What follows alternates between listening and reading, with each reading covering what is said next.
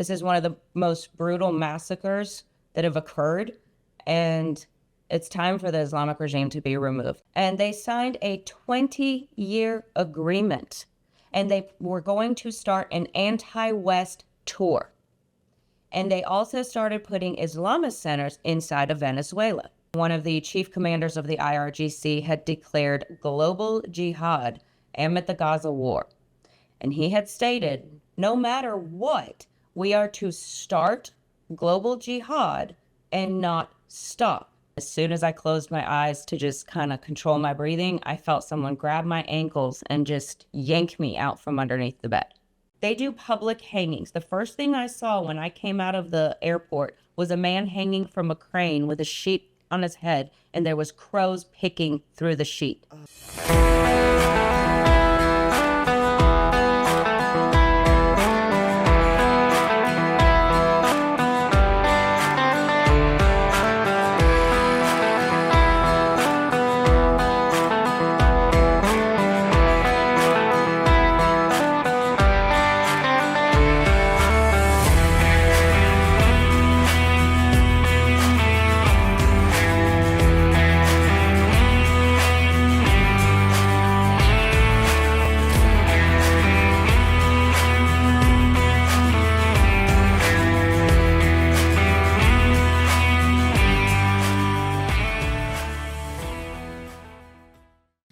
Welcome out to God and Country. I'm Uriah Kennedy, and this is Ingrid Bettridge.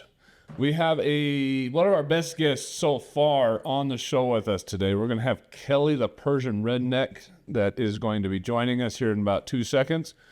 We want to remind everybody to like, subscribe, and share us out there on your social media on YouTube. Make sure you're helping us get past the whole YouTube suppression problem, because it's getting worse and worse by the day.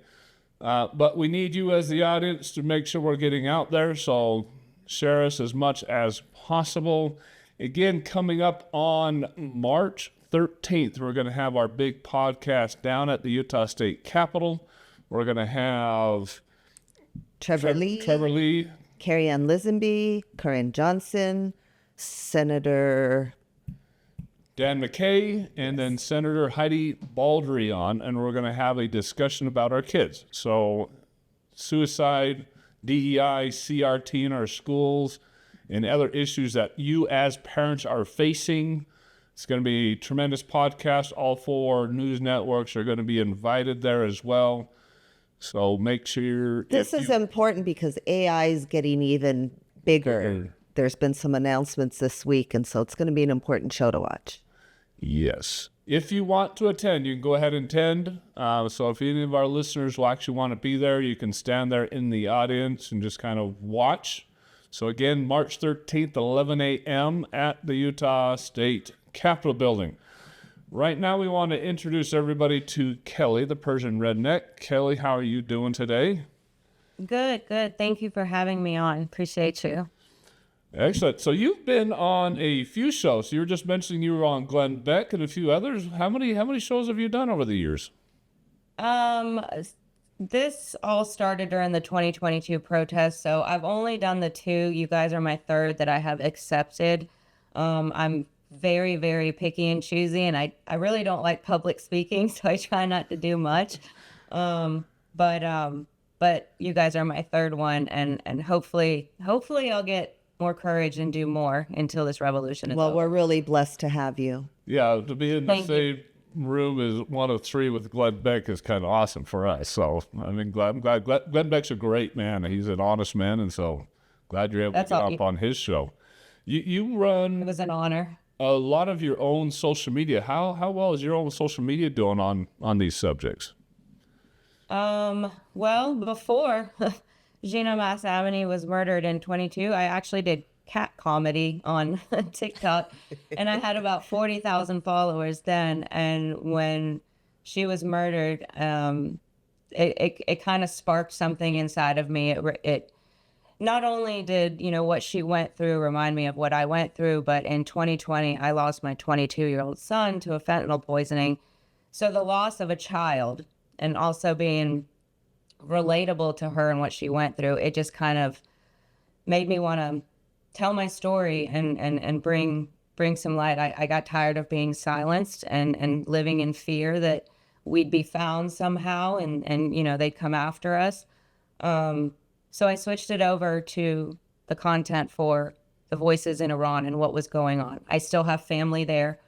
And we have friends there. I've, you know, been back before and I've seen it firsthand. So I couldn't just sit back, and I switched it over. I got up to about 160,000 followers and TikTok banned me. At least my followers, I can say, they flooded the platform to help return my account, to the point to where TikTok banned my email and I couldn't even try to submit my information, license, whatever, to say, hey, I got to get it back. Didn't violate anything.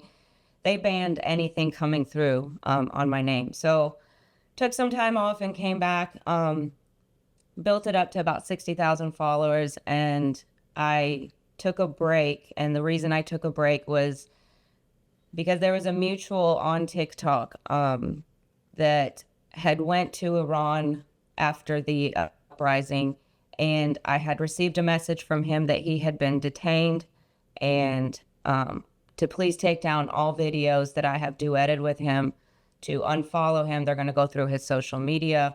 And that was the last I heard from him. And I couldn't be the reason that somebody else went through something. So I had to take a break and step back. And I haven't heard from him since. We haven't gotten any updates, so I'm not sure what happened. But so I realized that this is what they do. This is how they try to silence us. And I had to just come back. So I'm trying to build it back up. I'm active on X. And that's the only 2 platforms I have. So I'm trying to get back up there and spread the message, because we're in a very crucial time.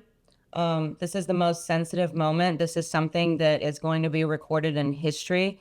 This is one of the most brutal massacres that have occurred, and it's time for the Islamic regime to be removed. They're a global threat, and this isn't just going to stay in our borders. This is Uriah Kennedy from God and Country, and I've been fishing since I was just a little boy. My father used to get me out there and teach me how to tie little fishing knots, and whether it was creek fishing in a stream or we were out trolling on a lake, there's nothing more beautiful than reeling in a big bass or big trout. As fathers, we want our children to have the greatest experiences when out on the water. And we ourselves do not want to get skunked when we're out there fishing. So it is always best to have the best equipment, the best lures possible to give you the greatest percentage of success. We all have used and know who Rapala is, one of the greatest companies ever to create lures for fishing. We would ask you that you would go to our description and click on the link in our description or on the QR code that's coming up on your screen. Support the channel by going through our link or through our QR code and making all your fishing purchases at Rapala. There is nothing better than pulling in that big fish, and you can do that through any of the lures that you'll find up on Rapala. There is nothing like the quality that you will find at Rapala. From all their lures that will definitely get you some good hits on that line, to any type of tools, knives, clothing and apparel, anything you'll possibly need to have a great afternoon, a great day out there on the lake or out on the river. Trust Rapala for all those fishing needs. And again, you have to go through our description, our code in the description, or the QR code that's going to be popping up here on your screen. Again, support this channel by going to Rapala through the link in our description or the QR code that's popping up on your screen.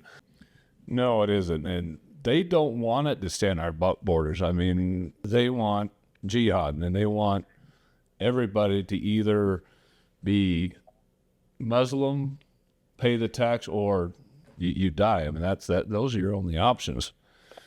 So let's go clear back, and I mean, for the audience, we're going to go clear back to when she left Iran, discuss how she got out, when her mother went back, and then she was put into prison. We'll discuss that, and then she got out of prison, made it back to the United States, and she's been following the occurrences over there since then. We'll discuss the Trump bombings as well as what is happening right now with the massacre. I do want to start off with fentanyl. So, hard subject. I have a niece of mine that committed suicide and died, and wasn't a fentanyl overdose, but I saw what my sister went through. So I understand how tough it is for a mother to go through that. So what Trump is doing with the southern border and trying to, and with Venezuela and all this other stuff, trying to curb the influx of fentanyl into this country probably hits home to extensively. So, I mean, what is your thoughts on what's going on right now in this country with the border and with what Trump's trying to do with the drug problem we have here? I honestly believe that, one, you have to start somewhere. I mean, you have to start somewhere. It's kind of like, it's not going to happen overnight, and it's not going to get everything, but the way that the fentanyl is being brought in, and it's not just fentanyl, hospital grade, quality. They're lacing this stuff with so much other things. I mean, their intentions are to spread it and kill. That's their goal. So I think it's great that the Trump administration is stepping up, and there's so many mothers and fathers and siblings and cousins and aunts and uncles that have lost somebody to fentanyl since this has come out. It is insane. If we looked at the numbers, I mean, it is crushing. And there are parents that are grieving every day. And there are siblings that are having to live with the fear of, their parents are a little bit more strict. They're a little bit more cautious of who they hang out with, how long they're out at night. It's almost like, they want to change the nuclear family and the dynamic of being close and watching over your kids. And this is how they're going to pull us away. We saw the drug situation back in the 80s and how that played out. And then we cleaned up the streets for a little bit, and then it came back. So it's like, we have to have something implemented. We have to stop this at our borders. And it's like, I know a lot of people say, hey, we also have this going on in our country. We have to stop the bigger portion that's coming in, and then we can focus on the country. If we do it from the inside out, it's still going to be coming in, and we're just going to keep digging that same hole. We've got to stop it from our borders, and then we can start cleaning it out from the inside of the United States. It's crucial that we do this, and it's not just fentanyl. It's a lot of different drugs, but fentanyl is the number one killer right now. More than just a killer. I mean, like what you're saying, there's a lot of people are dying from it. I mean, upwards of 200, 300,000 people a year dying. It's, within the last few years, more than all of our wars. So it's a brutal issue, and Trump is tackling it head on. Yet we've got the left that is out there trying to stop what he's doing. They're upset with what he did with Maduro.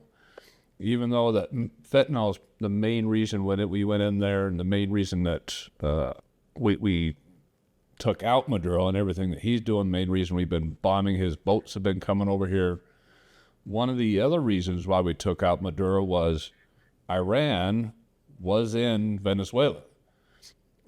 We interviewed a Venezuelan a couple weeks ago, and we actually interviewed two individuals, and one of the main things that they said is soon after Maduro got into power, he allowed both China and Iran to come into the country, and they literally took over the businesses. So Maduro wasn't even running most of the businesses. Iran and China were running most of the businesses down there in Venezuela.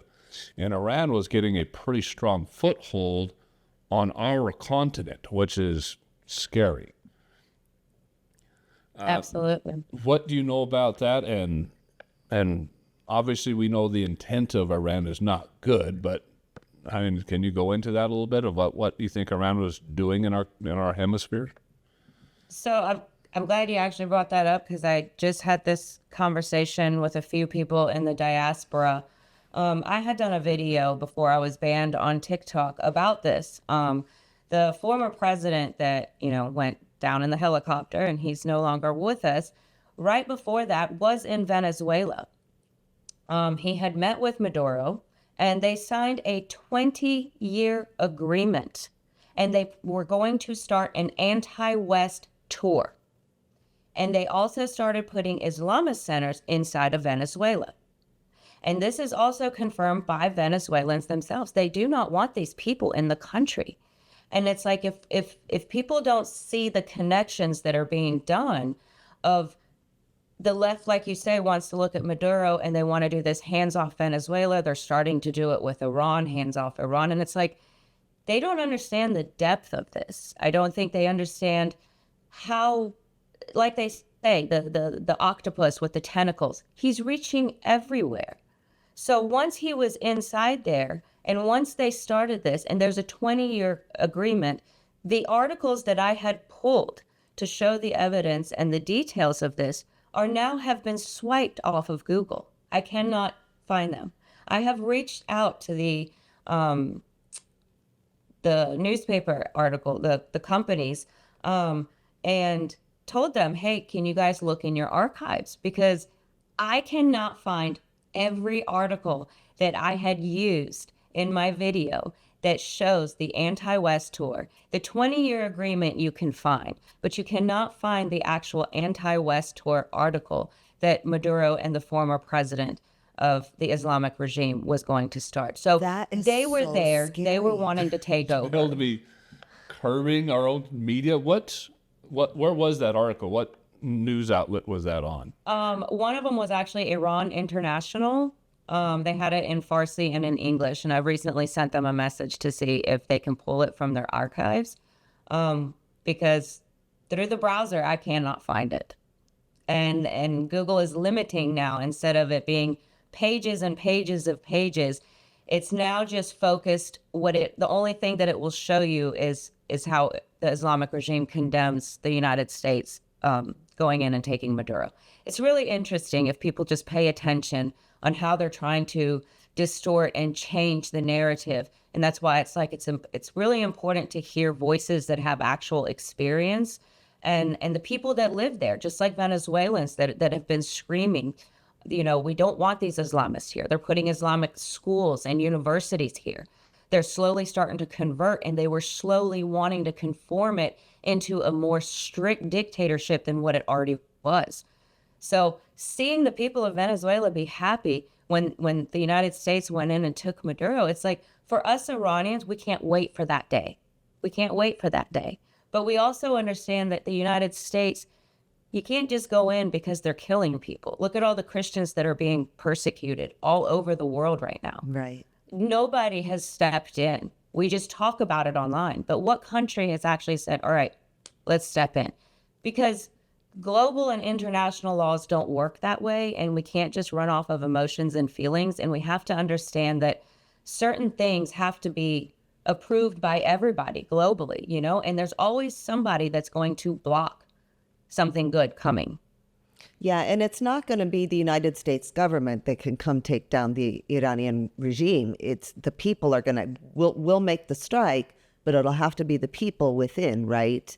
But I wonder, you know, even though you're not on Facebook and Instagram, people share your content from TikTok and X. And I wonder if there's a listener out there who might have what you put out there somewhere, because I'll see it shared. And when I click on it, of course, it'll say this user doesn't exist, but I can still watch the video that they shared. So if anybody has any of the things that Kelly shared that she can no longer access, get a hold of us or her.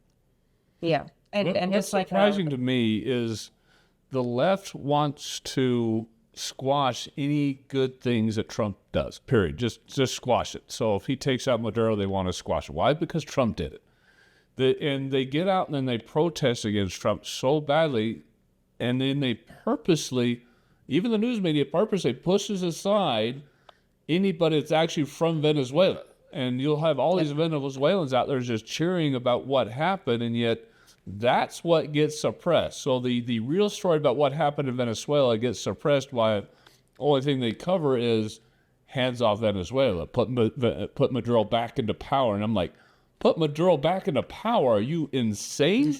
Who would think that? It's because Trump did it. Because if Obama or Biden did it, then they would be it'd be accolades everywhere about this guy did such a great job, that he took this beast out of power. Look how happy the people. They'd have news media on the ground there in Venezuela showing how happy the people were. But because Trump did it, because the right did it, and I'm afraid the same thing's happening in Iran. You have the Iranians over there that were celebrating the bombing, and yet that's getting squashed by the left as well. It's crazy to me how much animosity is against Trump and how many people they're willing to let die and suffer just so they can win a soundbite against Trump. Yeah, they're blinded by hate. They are completely blinded by hate. Their hate is greater than somebody else's human rights. So what exactly was on this article? Kind of go through this not really the 20-year contract, but more of this against the West tour. I mean, what do you think was going to be involved in that tour? Where was it going to go?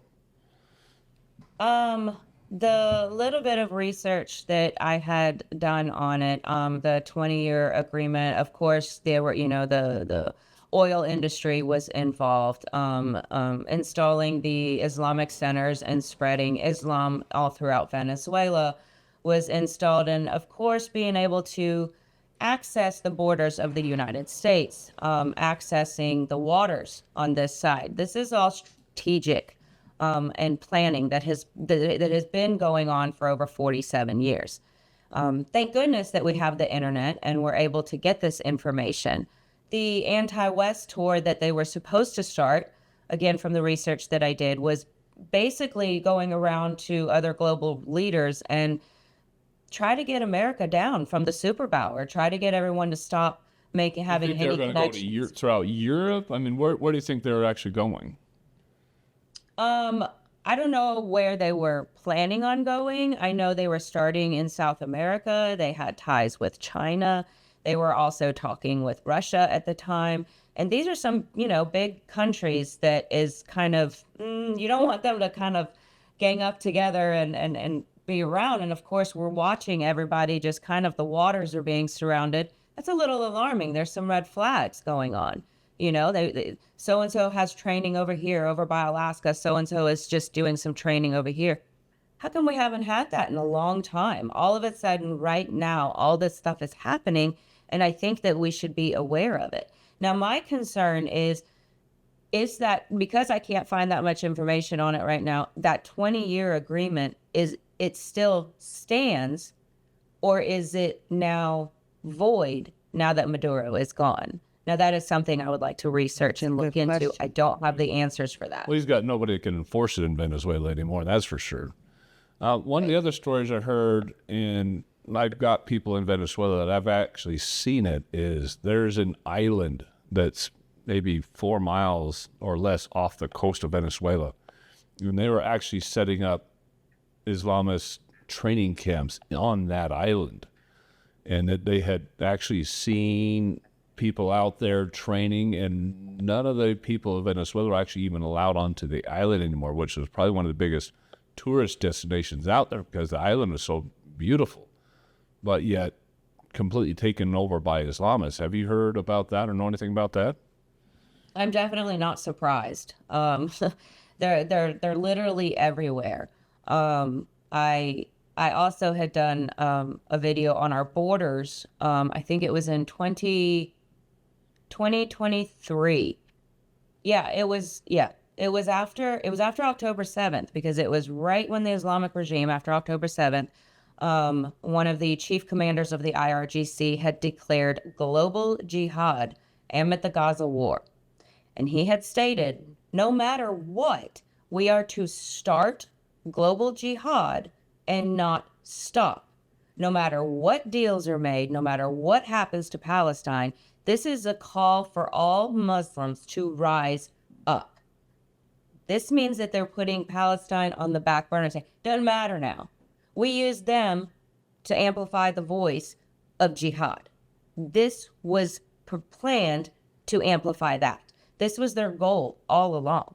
So as far as them being branched out everywhere, you're talking about a regime that 47 years ago, when they got into power, That was the first thing out of their mouth. Death to America, death to Israel. We will take over the entire world. I always try to bring some humor into it, and I always say like the Khomeini and his right-hand man remind me of Pinky and the Brain. You know, what are we going to do today? Every morning it's we're going to try to take over the world. This is 47 years of it. So they've had plenty of time during the quiet time that nothing was going on to reach out to these different dictators, smaller countries, and saying, hey, they're being released all this money. Money talks. Money talks. Greed is taking over the world. So therefore, we're going to see and continue to see evil until we put a stop to it. You know? Yeah. One of the scariest things I saw was during the Biden administration, how China and Russia were coming together. How Biden was running things, he was pushing Russia into China's arms. And China was glad to start trading with Russia. We almost lost, the American dollar almost lost the oil market. As everybody knows, throughout the entire world, oil is traded in dollars, and it was almost going to start getting traded in yen.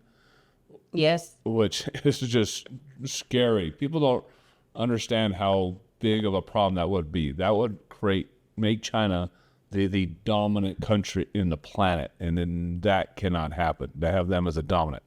But having Russia and China together, having those two superpowers together, and them backing Iran, and then backing the Ayatollah, and backing Hezbollah, and backing Hamas, and backing all these other terrorist organizations, that combination is a superpower that the United States would have a problem with. It is mighty as our military is, having all the China, Russia, and the entire Islamist jihadist state all together, that would be a massive problem for us. Right. I look back at Iran in history, back in the 60s and 70s, and it was a gorgeous country. The women were beautiful. The attire was absolutely gorgeous that you guys used to wear. And then now is streets just full of burqas everywhere. So let's now go back to the beginning, and you tell your story of where you came from, how it was growing up in Iran, how you got out, what it was as a 14-year-old girl, 15-year-old girl going back to Iran and getting arrested. Go ahead and tell your story. I was born in 78, so I was actually born during the martial law. The Islamists were starting to come into the streets, and the Shah of Iran had declared martial law. So my mom went into labor. So she was taken by military ambulance. There was nobody in the streets. My father couldn't go. My sister, she went by herself with soldiers to the hospital to deliver me. So I always like to say that, you know, I was born with the fight in me because I was born during martial law. After that, when the Shah had left, the radicals started going into the homes of anybody that was protesting in the streets against the regime coming in, and anybody that was in support of the Shah.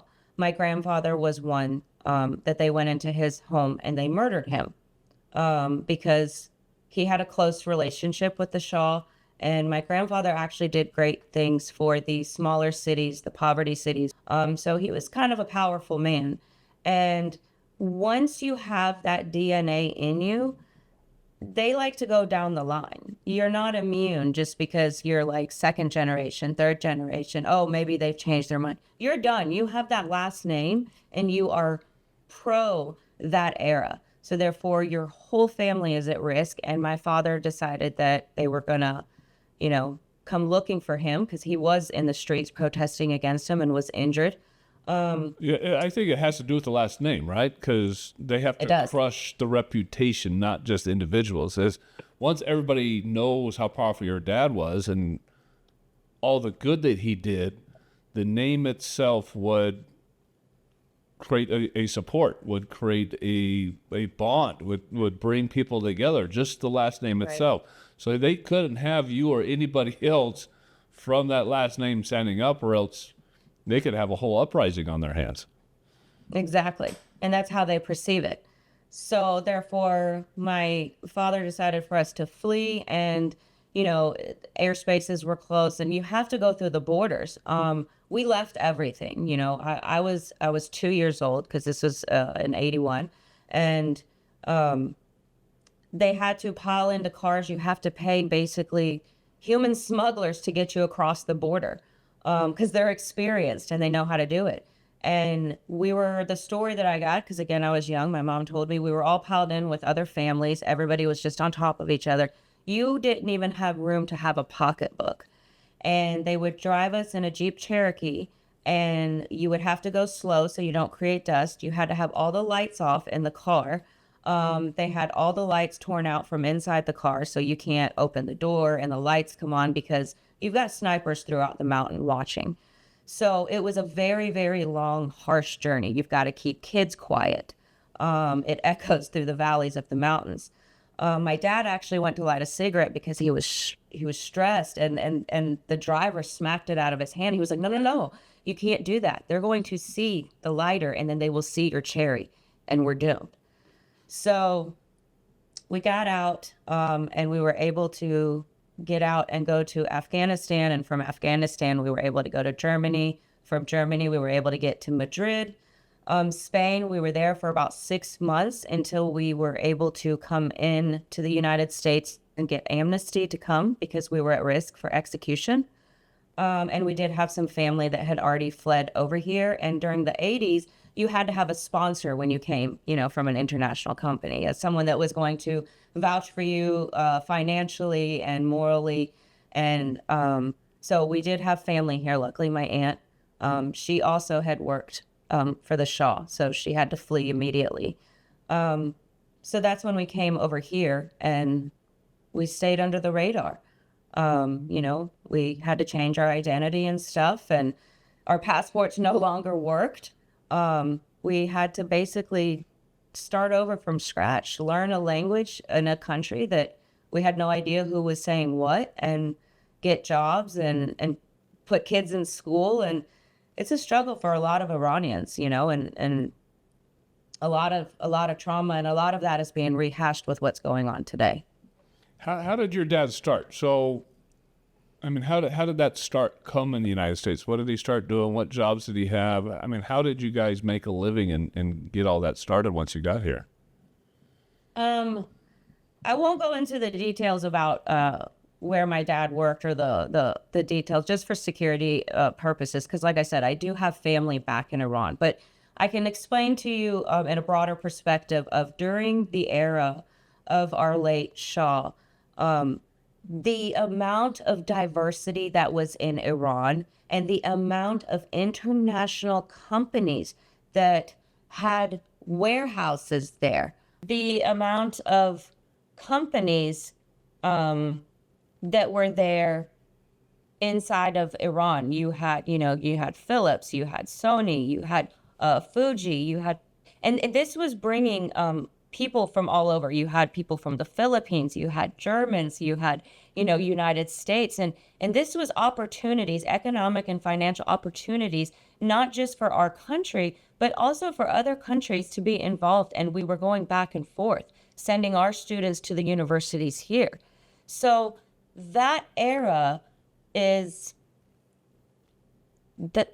that's what they want. That's what we need to go back to. And that's when it was free, and it was such diverse. When the Islamists came in, everything Western was removed. And also everyone that was not Iranian. They went through and they slaughtered so many foreigners. They went through and burned down so many international companies that was bringing in employment for our people and bringing in the diversity. And they destroyed all that. Everything was gone. So where you were at that time, as you're watching now, if you work at a hospital and you treat somebody right now that is injured, you're at risk. So even back then when they came in, if you worked at one of these companies, even if you went home and you weren't a part of it, you're going to get a knock on your door because you were an employee. It doesn't matter what your background is. And they went after everybody.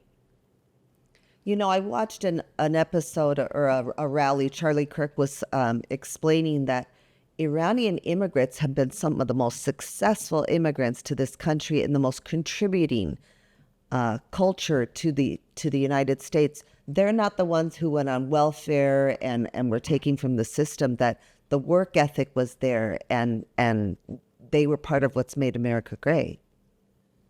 Yeah, absolutely. I think it's, it's fair to say that, every culture is going to have, good and bad. And we are just thankful that more of our good is being shown in the United States and in the West, and more people are seeing who we are truly as Iranians, because since the 79 takeover, we've had a pretty bad reputation.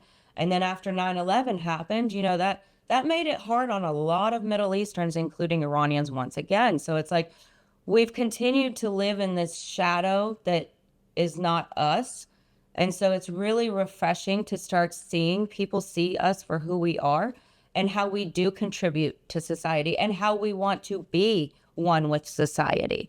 We're not trying to come in and insert the way we are. We're not trying to come in and change religions or change flags or anything like that. We're coming to be one with wherever we are and respect for the country that we are in. That's how it should be. Every immigrant should have that philosophy, that attitude, and as they were just not seeing that. We have a lot of illegal immigrants crossing the border, and then they have this entitlement attitude where you owe me this, you owe me that, and there's just not. Absolutely. They're not assimilating into society. You're mentioning that you still have a lot of family over there in Iran.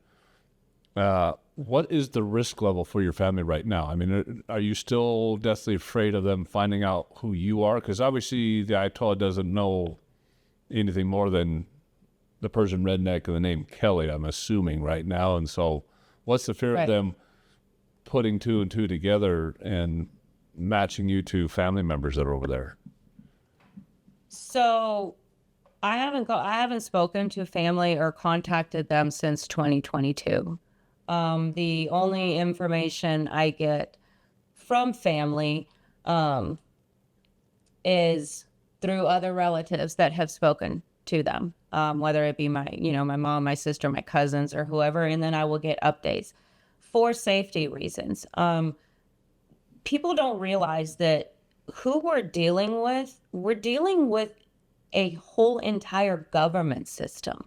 We're not dealing with someone that's just on Instagram and Facebook that's just, bullying everybody and exposing it online. The access to the technology that they have to be able to get into our IP addresses, to be able to get our phone numbers, to be able to just look into our backgrounds and see if they can piece it together to figure out where we are and where we live. We're very aware of this because they do this inside of Iran. They do this inside of Iran, and we've lived this for 47 years. We've always had to look over our shoulders. So therefore, the same thing applies here. So therefore, I haven't talked to family. They are at great risk. When the blackout happened, it was weeks before we were able to hear from family, and we received an audio message from my cousin finally. Phone lines are down, of course. We can call in, and it will ring and ring and ring.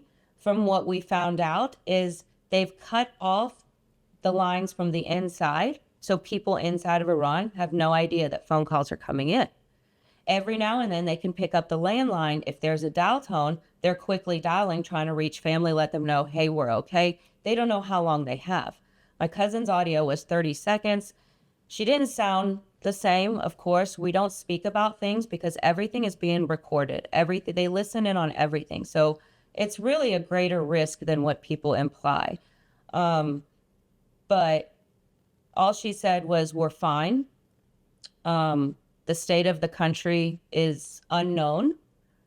And before she could say anything else, it was cut off, which means that the blackout happened again and the internet was cut off. Some people are able to get through Starlink. And friends are checking in on family members, people that do have access to Starlink. And that's how a lot of Iranians are communicating right now, is by knowing somebody that has access to Starlink or some sort of VPN And when it is free, as we see patches coming in and out, we're able to get information. How easy is it for people to get onto Starlink? Because I know Elon Musk is putting that for free for the Iranians right now, but do they even know that it's there very well? I mean, do they know how to get on it? So it's really tricky with Starlink. It's I believe since the Starlinks were activated, see, they brought in Starlink during the 2022 Massa Amini uprising that happened. We were asking for Starlink at that time. So since then to now, we've seen Starlink being slipped inside the country. They have been activated. Unfortunately, the regime now has been going door to door knocking, and they're taking these satellite systems. So therefore, it's creating less and less connectivity and then less and less information. They don't want them to have any kind of connection to the outside world. So it's a lot of secrecy, and you got to be really good at it. But like I said, they're going door to door right now, and they're taking all satellite systems. And of course, if you've got any of this, you're being arrested and taken in as well, and your fate is definitely unknown. So those that were able to financially get it had it set up, and then I think it was Elon Musk made something free to the connectivity, and then more people were able to get on. That's when the regime spilled into the cities and they started confiscating satellites. So we're at a crucial moment. Yeah, I thought Elon was trying to make it so that your cell phone could get access. That's to what I Starlink. thought too. I thought I didn't think it they was had there, that. and then you just had some. Because I've got service. Starlink too, and I know the satellite system. I use Starlink all the time when I travel, but I thought he was trying to Right. make it so that your cell phone could have, just a normal cell phone could have access to Starlink. Do you know anything about that at all? Yeah, from what I understand, some people were able to do that. Like I said, I guess that was the thing that he had activated to where it was free. The regime has continued to disrupt the connectivity. So we're having a lot of issues with interference is what we're seeing. And a lot of people are getting their cell phones confiscated. So once your cell phone's gone, that's it. You know, once they get into your home, your laptops, any kind of technology device is being taken that they can basically get into. I'm seeing that And a they lot are- down in Venezuela right Yeah. now. Yeah, they're That's what they where told us. the people that were left after Maduro left were still going around and just literally just grabbing cell phones off the streets and checking if your social media, anything like that, your text messages, and if you had anything about Trump on there, if you had anything about the outside world on there, they grabbed it and you're gone. And that's happening in Venezuela. I can't imagine what's happening in Iran. If you get caught with any type of what they would consider propaganda on your cell phone, or you are caught with a satellite system, they're probably doing worse things than what the Venezuelan regime is doing. I mean, Absolutely. But I mean, birds of a feather flock together. I mean, we're seeing it, you know? I mean, it's literally the same thing is happening. We saw it happen with Hamas against the Palestinians, using them as human shields, going into the hospitals, going into the schools and setting up. When they feel defeat, they're going to go behind the people. We're seeing it play out inside of Iran right now. They have set up in schools. They are inside of hospitals. Khamenei himself has went underground. He didn't even show up to the event that he goes to all the time. He gave us a video, interview. And it's like, this is when they showed their weakness. And this is how we know this is a good time to go in. This is a good time to strike. They are very vulnerable. They are weak. They are collapsing from within. The people rose up organically. And that's what the world needs to see. The reason that nothing is being done, if this was any way with the USA or Israel involved, this would have been over by now. We wouldn't have had over 50,000 killed. We wouldn't have had over 300,000 injured and all these protesters that have been in prison, and we don't even know where they've been taken to. This is organic. This started from within the country. This is the people rising up after 47 years of oppression and abuse, of psychological warfare, and enough is enough. This is completely from inside. That's why we have no weapons. That's why we're not seeing, the regime is starting to take control and the country is on lockdown now. They've got orders shoot to kill. The people are now afraid. They're going inside. They're going and getting people out of body bags. They came out with military grade machine weaponry against unarmed civilians. But that's not stopping the people. This Saturday, you're going to see the rise again in the voices of Iran, because they have been asked this Saturday, we are uniting globally, to shout from the rooftops. They don't have to put themselves at risk. They just have to let their voices be heard and get us the footage, and then we will get it out to the world. Because the regime is trying really hard to make it look normal inside of Iran right now and make it seem like they have supporters. They do not. Wow. Yeah, we were starting to see some of that imagery come out when the Trump bombed the nuclear facilities down there. So let's go back to your story. So you guys make it to the United States, you grow up, and then what occurs that makes it so you guys have to go back and then go through the whole experience of getting arrested and your experience in prison over there? So during the time that we lived in the United States, family would always come over and visit us because of the risk. My mom had the fear of us going back and, them starting up stuff, and so we always had family come visit. And then finally in the mid-90s, my mom decided, hey, things have been quiet. People are saying, it's okay. Just, keep your head down and just mind your business, and they leave you alone, but just come see family. We're inside anyway.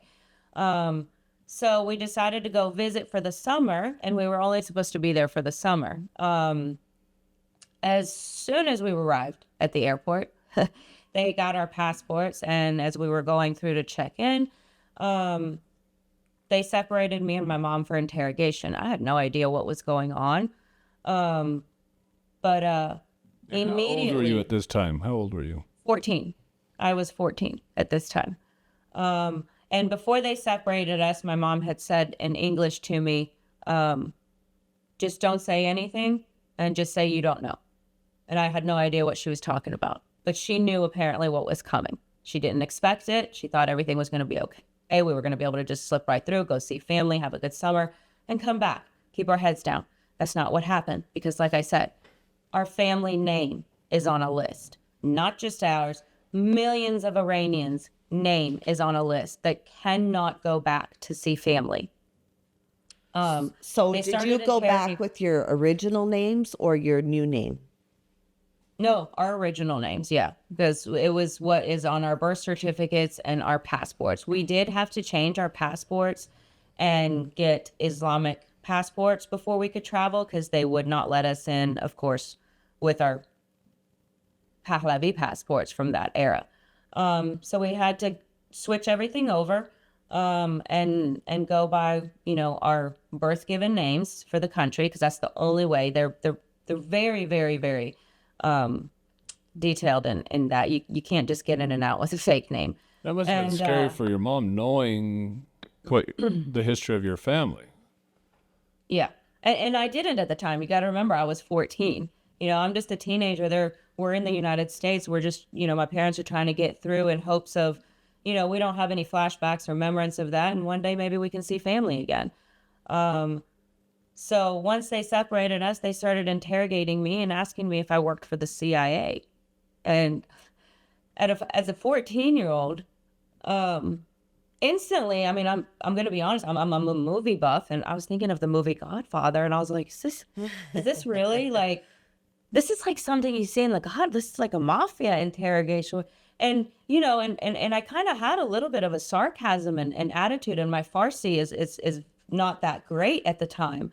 And so, I responded back, no, are you stupid or something like that in Farsi and that set them off. And they started saying that I was an Israeli spy.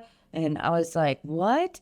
I have no idea what you're talking about. I'm back home watching New Kids on the Block. Like they're fixing to go to concert. I'd like to go back, what's going on? So they started asking me about my family history. And of course, again, at that time, I didn't know a lot of stuff. I was 2 when I left. My family kept things hush hush. And I understand why. Because as a teenager, I could have just opened my mouth and just let everything out and we could have been found. My parents have been living in fear and keeping things quiet in hopes that they were never found. And I realized that as an adult. And so they started asking me about my family history, my grandfather, relatives. And like I said, I hadn't been there since I was 2. So I really, truly didn't know any of this information. I was like, I'm just here to actually meet family again because I was 2 when I left. Like, I don't remember anything. So that lasted about a couple of hours. And it was just a lot of verbal abuse. Nothing at that time. They did. Well, it had to have been a lot worse for your mom because she didn't have that excuse. So what's happening on your mom's side of things? You know, to this day, I still don't know what happened with her to her interrogation. And if she doesn't want to share it, I won't ask. Oh. Oh, wow. And was your dad with you too? No, they would arrest him on the spot. And at that time, they took our passports and they said that they had to investigate our background further. So they let us go. We went to see family. I have a relative that was a former colonel during the era of Shah. So he had a few connections of some people to find out what was going on. Where's our passports and, you know, what are they doing? So come to find out, they did figure out, you know, our last name and who my dad is. And they said that basically we couldn't leave until he came to Iran, signed a piece of paper, and then they would release us. At that time, I didn't understand what that piece of paper was. mean Sure, they were. your father wouldn't have left again. Bingo. Exactly. So my dad was about to get on a plane and my mom was like, no, we're okay. They don't have us. We're with family. We're okay.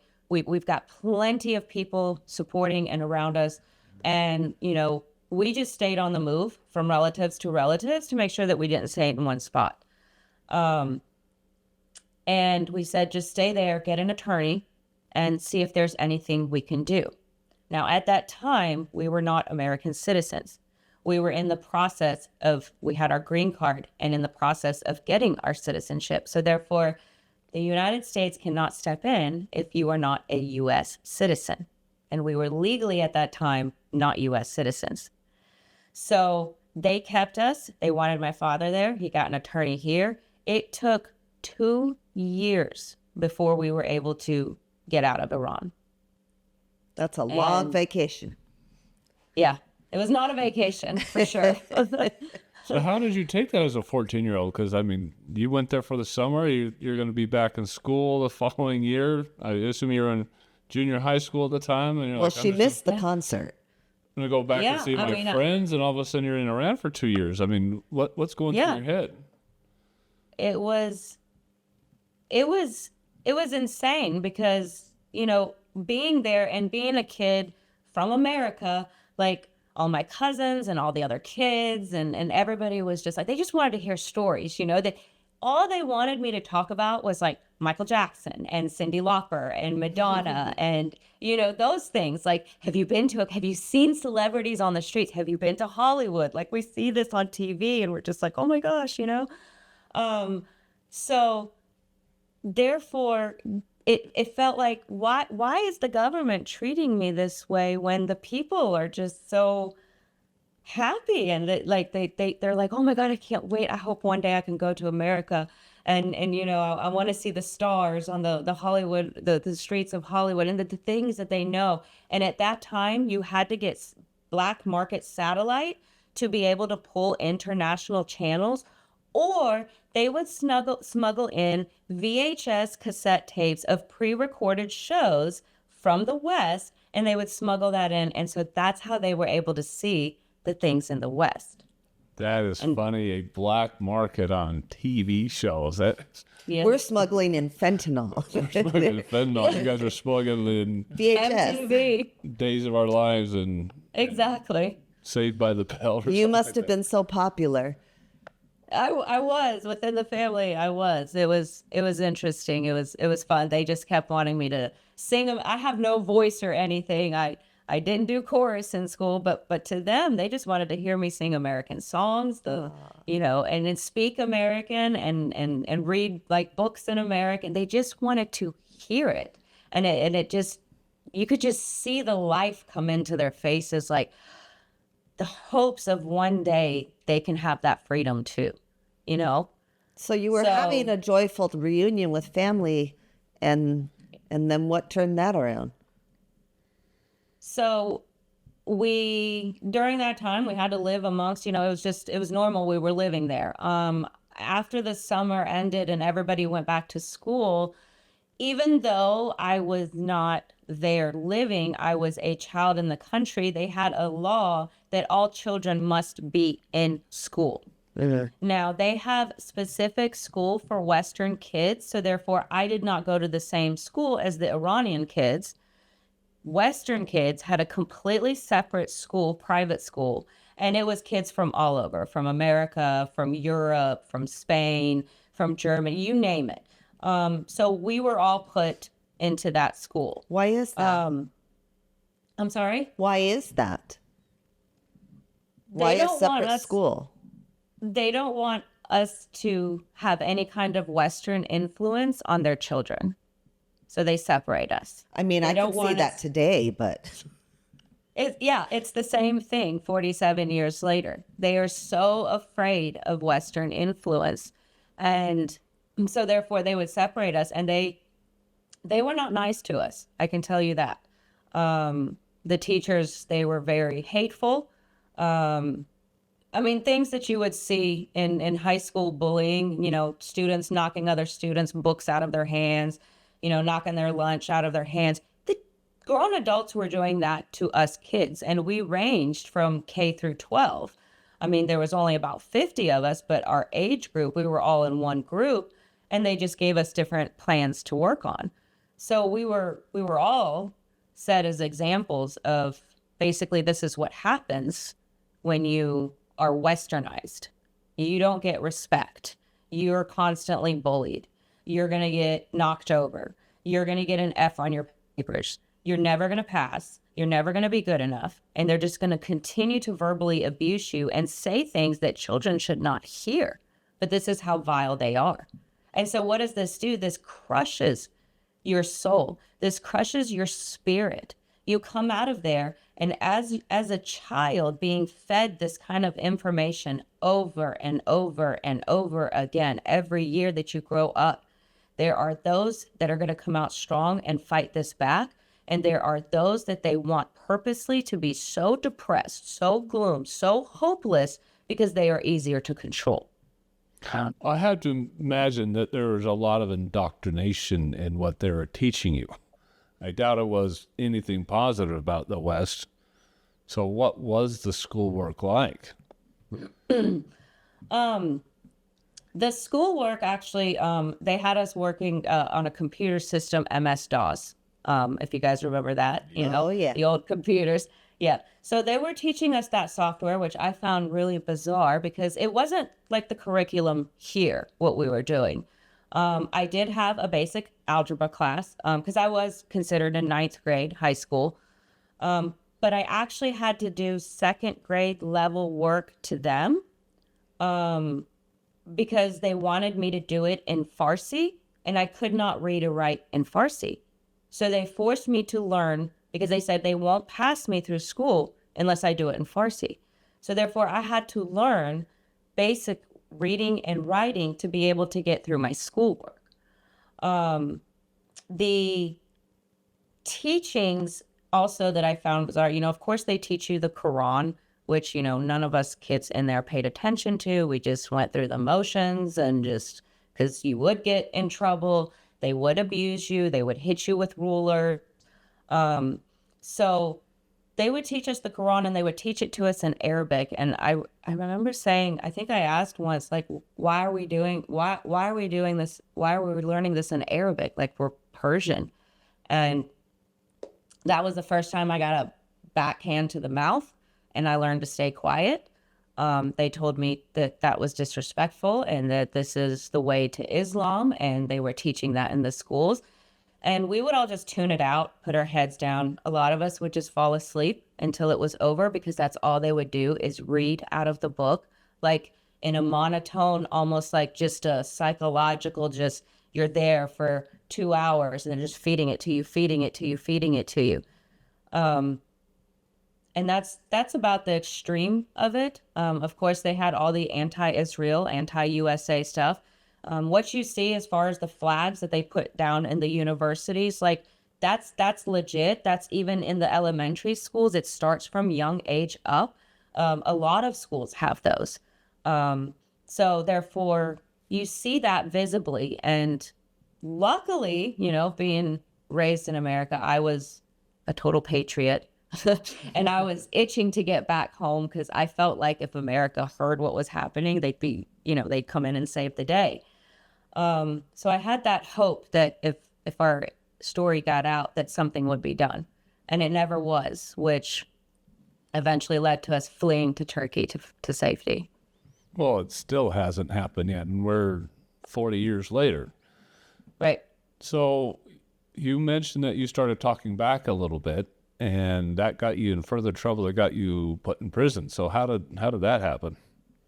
This is Uriah Kennedy from God and Country, and I've been fishing since I was just a little boy. My father used to get me out there and teach me how to tie little fishing knots, and whether it was creek fishing in a stream or we were out trolling on a lake, there's nothing more beautiful than reeling in a big bass or big trout.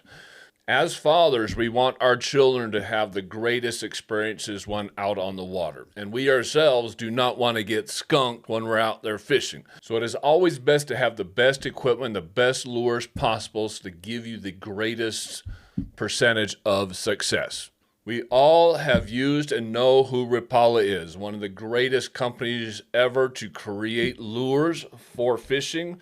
We would ask you that you would go to our description and click on the link in our description or on the QR code that's coming up on your screen. Support the channel by going through our link or through our QR code and making all your fishing purchases at Rapala. There is nothing better than pulling in that big fish, and you can do that through any of the lures that you'll find up on Rapala. There is nothing like the quality that you will find at Rapala. From all their lures that will definitely get you some good hits on that line, to any type of tools, knives, clothing and apparel, anything you'll possibly need to have a great afternoon, a great day out there on the lake or out on the river. Trust Rapala for all those fishing needs. And again, you have to go through our description, our code in the description, or the QR code that's going to be popping up here on your screen. Again, support this channel by going to Rapala through the link in our description or the QR code that's popping up on your screen. We went to a distant relative's home, and some of my cousins on that side had some VHS tapes with MTV on there. And they were like, do you want to go watch some dance videos and music videos, you know? And we're like, yes. So, you know, my uncle's house, like their houses were all next to each other, but everybody has like these, the walls that are built like a courtyard around their homes. And it's like concreted up. So you can't really see into the neighbor's home, but because it echoes, that if you've got your windows open, you can hear the neighbors. And so we walked over to my distant uncle's house. All the rest of the relatives were like down 2 houses down at like another aunt's house, and they were having a get together. And so a couple of us kids went to watch the video, and we put the video in, and we were watching, we were singing, we were dancing. Didn't realize how loud the TV was. What were you watching? What was the video?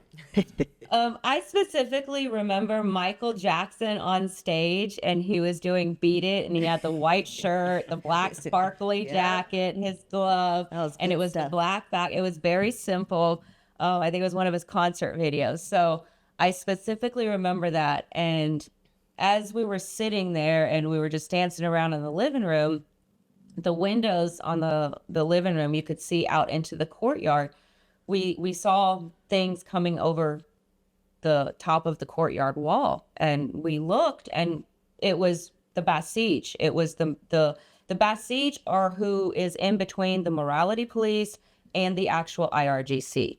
The morality police is kind of like who controls the streets. They're kind of like the first people you go through. Then the Basij comes, they have weapons, they can break into your home, they kind of have access to do whatever. And then of course the IRGC is for more of the bigger protests, more the ones that they can't just go in with a few of control.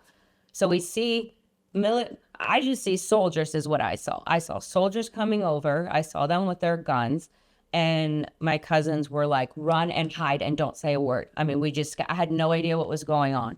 And they were like, don't say a word. I ran into one of my cousin's bedroom. I went under the bed and I just stayed there.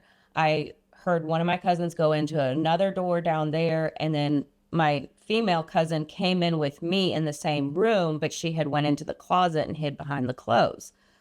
We hear the doors break in, and and she was like, she could hear me breathing. And she was like, stop, you've got to control your breath. They're going to hear us.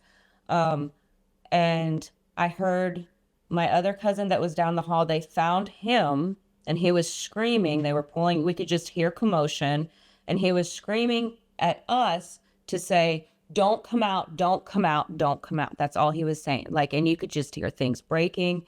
And then they took him off. And then I was under the bed, the door opens, I see the boots come in, and he goes straight to the closet, and my heart just dropped because I was like, that's it. They got her. He opens the door and he gets my cousin, and she's screaming on her way out. And she was like, don't come out, don't come out, just screaming, don't come out, don't come out. Well, of course, we're kids. We don't know any better. I didn't come out, but this obviously let them know there was more of us in there. And I just stayed there. And as soon as I closed my eyes to just kind of control my breathing, I felt someone grab my ankles and just yank me out from underneath the bed. And they picked me up by my hair and they put a bag over it and they threw me in a car. So I saw nothing after that. We were not in the same vehicle. They separated us. We were not taken to the same location. I have no idea what happened to them and where they went at the time. We drove for a while, and during the drive, it was just continuous verbal abuse, and it was the same stuff that I heard during the interrogation. They're saying that I'm a CIA operative, that I'm an Israeli spy, and what I'm doing here. And I mean, again, things that small children shouldn't hear, asking me if I'm a prostitute and a whore, what I would do for money and things like that. I mean, I'm freaking out. I haven't heard this stuff before. Nobody spoke to me this way, even in America.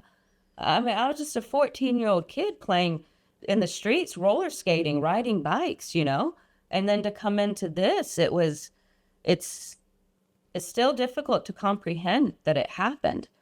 How were you dressed at the time? Were you in burqa at the time, or how were you dressed as a 14-year-old? So the burqas that you guys see, that's the black coat all the way down and they cover, those are your radical Islamists. Those are your severe. A majority of people just wear your headscarf. They try to wear a little bit of color. You still have to wear like a raincoat or something that is below up to the knees. It has to be at least to the knees minimum or below. The sleeves have to come down. So a lot of people, sometimes they're lenient. They won't be out in the streets. They give a little bit of freedom because they've got something else going on, and people try to take a little bit. They start putting a little bit more color on, maybe a little bit more lipstick, show a little bit more hair. And then all of a sudden it's like, wham, they'll just be in the streets, and then they start arresting. They give you no warning, and they're like, you're violating the hijab law. You're violating this, you're violating that. And they'll just take you off. So it's a mixture of just headscarves and the burqas. So inside the home, I didn't have anything on. We inside our homes, we don't wear the burqas. We don't wear any headscarves. We're just in our regular, sweatpants and a sweatshirt. And that's all I had on was jeans and a t-shirt. And I guess they had grabbed my jacket because I didn't, but I had it. or I don't know if my mom brought it when they finally came to pick me up. But I was taken with no hijab. I was taken with just a t-shirt and jeans on, and that was it.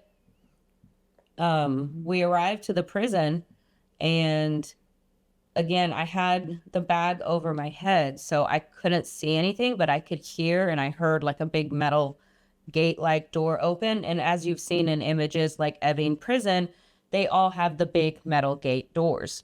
So you can hear it when it opens. That's not where I was. I was in a smaller community. So as I was going in, one of the Basij from behind just took his rifle and just nailed me in the back, and I just went face down into the ground. And then, of course, they're cursing at you to hurry up and get up and how useless you are, and all sorts of things that you don't want to hear. And then I was put in the prison and then the cell, and that's when they took the head thing off. The cell was pitch black. It was concrete walls. It was a concrete floor. There's literally nothing in it. There's no pillow. There's no chair. There's no lights. There was a hole in the ground that you can use the bathroom, and the stench was horrible. The door was just a metal door, and there was a small window, a slit at the top that just let light and air in, and that was it, because there was no ventilation in here.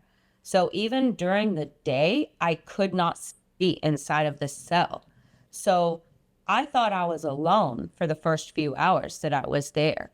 And it was the first night that I was there that I heard a voice inside my cell, and it scared the crap out of me. But there was a woman in the corner, and she had said, "Don't be scared, my child."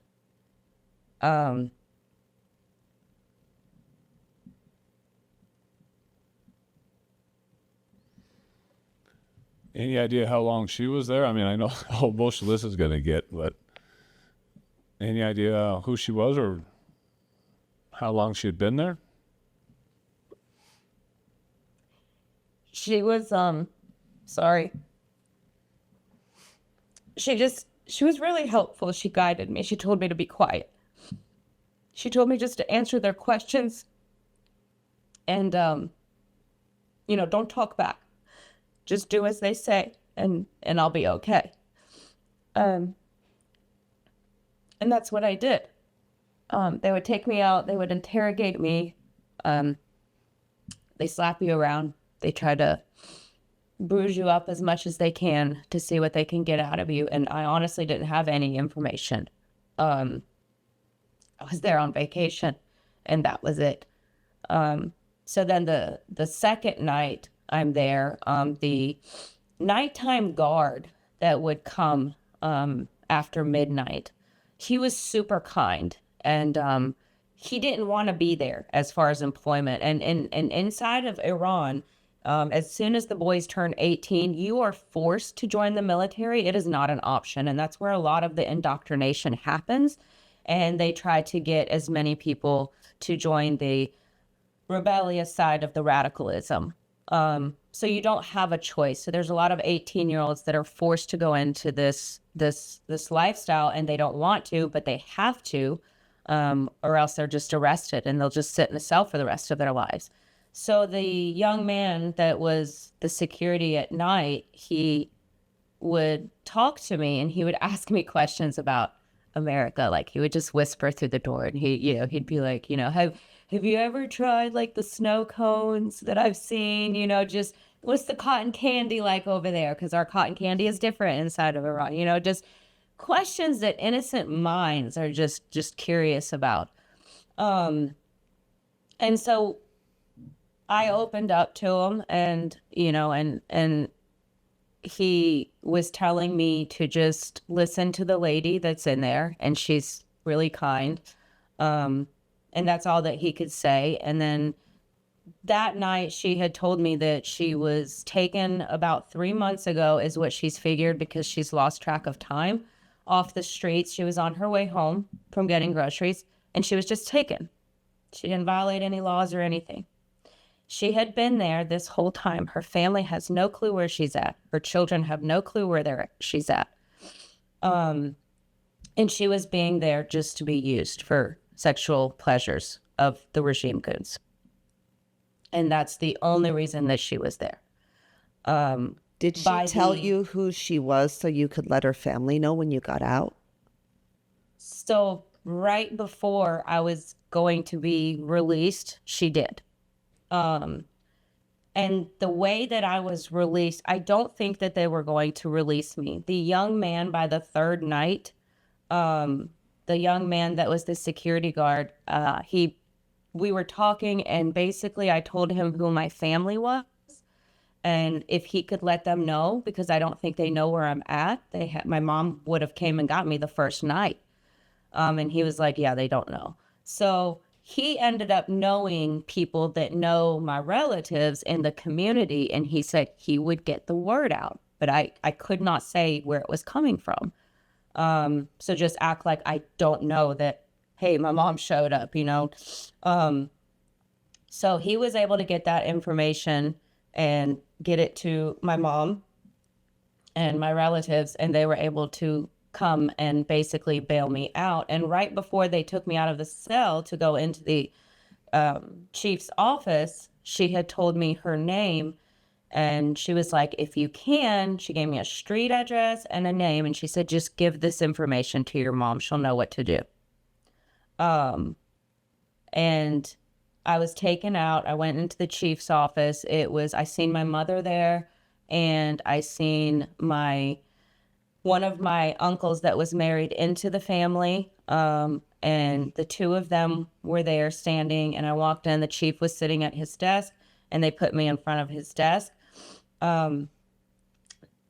When you hear the stories of they make you sign something to say that, you know, you're apologetic, you're a forced confession, this is all true. They made a 15-year-old girl do this. I didn't know what I was signing at the time, but it was basically an apology to the Islamic regime, saying that I was anti-America, saying I was Israel, and that I would never do this stuff again, and that if I was caught again, my punishment would be hanging, blah, blah, blah. And before I left, they forced me to say death to America, and I refused. I was like, okay, I'm getting out. I was being a little rebellious. I was like, all right, I'm done. I'm not playing your games anymore. And right in front of my family, they hit me across the face. And he said, say it. And I was like, no. And he hit me again. And I said, no. And he hit me again. My mom nudged me in my back, and she said in English, just say it. And so I said it in Farsi. And we left, and that crushed me that I said that, because as a kid, I felt like I did something bad, you know? And so we left, and my mom was like, don't worry about it. They just want to hear these words. It doesn't mean that you are that. You are not what they say you are. And so we left. From my understanding now, as an adult, we had to flee and go to Turkey to be able to get to the American embassy, because my dad had been working with the attorney in the United States to get our case file put over there to basically seek asylum, because I didn't know at the time that I was at risk for execution. I still had a trial standing. I still had to go back to court. All I was arrested and bailed out. You still have to go back to court. Oh, that's they didn't, scary. So did you Right. guys get out the same day, or was that immediate that you were going over to Turkey? I mean, how fast was that? We basically put the wheels in motion immediately after that. It took us about a month because you can't just leave the country. We had to escape again through the border. We had to get false identity, because there's checkpoints all throughout Iran, all the way to the border. So therefore, you never know, you know, the Basij, they just stop the buses. They come on the buses. They're taking all the passports. If they're suspicious of something, they'll take you off. They'll just let the bus leave, and you're screwed. You got to stay there, and they'll deal with you. So we had to flee again. And I remember being on the bus that was going through the border, taking people to Turkey, and we had reached the border. And at that time, the Kurds were at war within the country, and missiles were flying. So they pulled the bus over. We had to go into a bomb shelter in a hotel overnight because of the civil war that was going on. And then the next day, things had calmed down. We were able to go into Turkey. But before we could go, because you can't just leave Iran and go to a hotel. You check in. There's paper trails. There's money trails, credit card trails, name trails. So when we fled, we had to make sure everything was cash. When we fled, there are families outside of the country that have safe houses in other countries for Iranians who are fleeing. And you go and you live in these people's basements until you can get to your next destination. You don't get to go out and walk the streets and be seen in public. The Turkish government is no different than the Islamic regime. If you're recognized immediately when you leave the country, all the surrounding countries have your information. The Islamic regime is in cahoots with everybody. You are at risk anywhere you go, so you have to stay under the radar. So we were in Turkey for over 8 months in a safe house, underground. The only time that we would come out was when we had an appointment at the American embassy to go have our meeting, and then we would have to wait again. And then the people that were giving us the shelter, they were the ones that would have to go get our groceries. I looked out a window for 8 months. It was horrible. Where did your mom get the money so that you could get groceries and things? Well, one, at that time, everything was super cheap. I mean, a nickel bought you a big loaf of bread, you know? So the money was being sent. My father here in the United States had a business. He had a restaurant business. My sister was employed here. My mom was she was working, but she wasn't working while she was in Iran. So we didn't have her income. So we had money being sent to us. And basically the money gets sent through, people do it in different ways, but the way we had to do it was we had to send money to Germany, and then Germany would get someone to bring it and deliver it to our relatives inside of Iran, and then it would be given to us. So there's no paper trails. It's legit. It's insane. Scary. That's what I was just going to say. There's no way you could have a paper trail because they'd be tracing everything. Right. I'd be surprised that you could even go in and out of the U.S. embassy because would they be tracking everybody that went in and out of that building and see if you were Iranian or from any other country going in and out of that embassy? I mean, right. You're definitely at risk going in and out of it. We would definitely stay fully covered, try to look as not like our passport pictures as possible.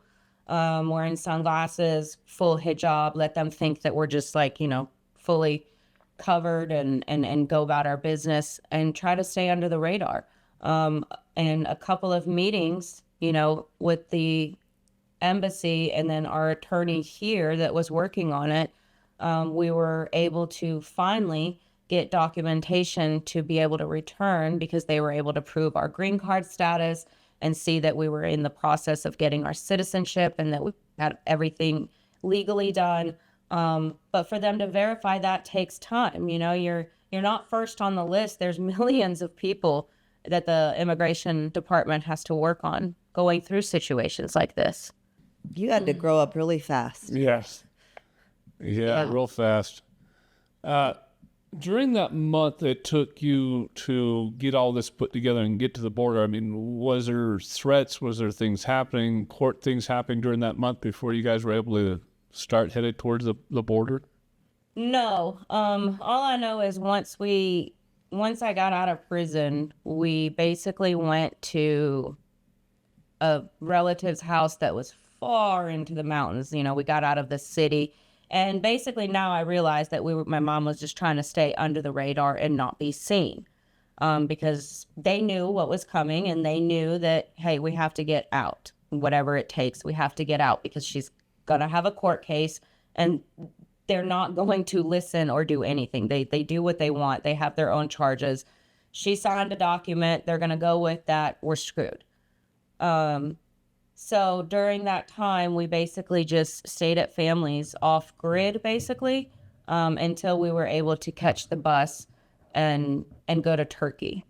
And I can't imagine they're just going to let this go. So now that you're missing all of a sudden, they kind of knew where you guys lived. What happened to the family? I mean, they've got to be interrogating your family over there saying, hey, where'd they go?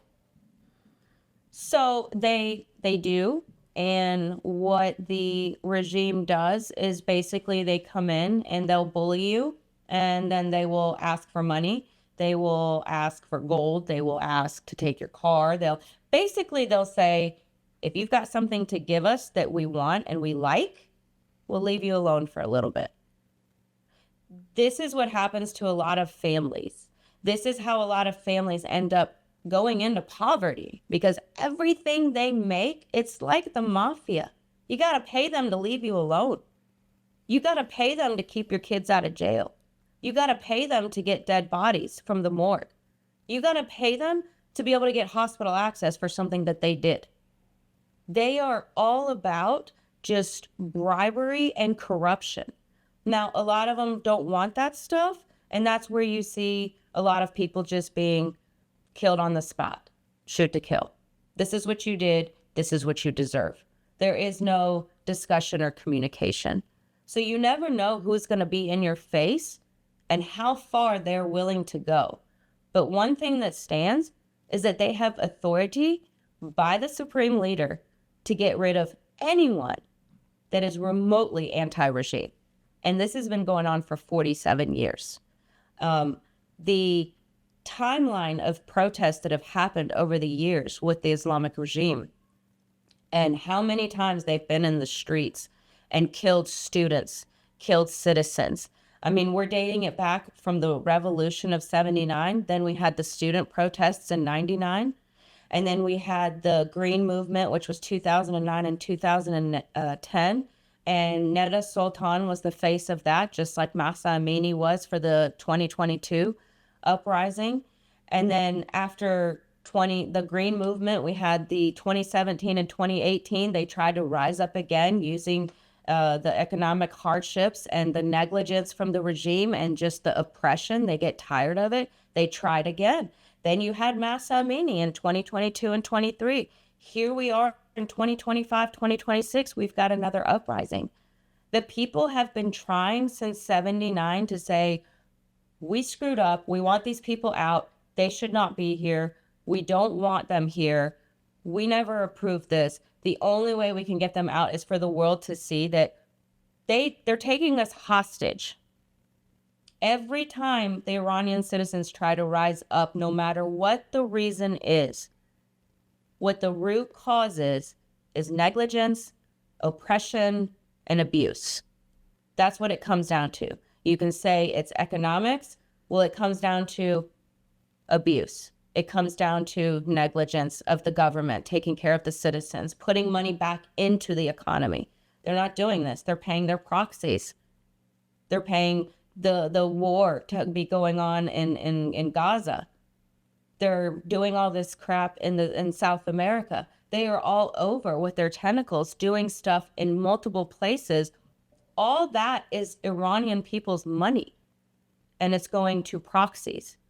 This is crushing the Iranians from the inside. So if they use economics to come out into the streets as an opening statement, it doesn't mean that it's just economics. People have to look at this is 47 years of oppression and abuse. This is 47 years of theocratic dictatorship. You do not have freedom of religion. You do not have freedom of speech. You definitely, as you can see, cannot go out in the streets and protest. You can't. And then look at our protests in the United States, literally destroying official government statues and parks and things like that we actually have and laws crying in place for oppression to while arrest. they do it. Yes. The No Kings protest. They don't realize we don't have a king if you're out there protesting against a king that doesn't exist. Correct. Look at what's happening to the people in Iran for standing up. Look at the women and the girls in Afghanistan and what's happening to them. This is a global problem that is going to spread, if it's not crushed at the root. And the Iranian people are at the front lines right now, unarmed. Well, there's a lot of naivety in our country where people just go about their lives and they have no idea what's going on in Iran or the media or any place else.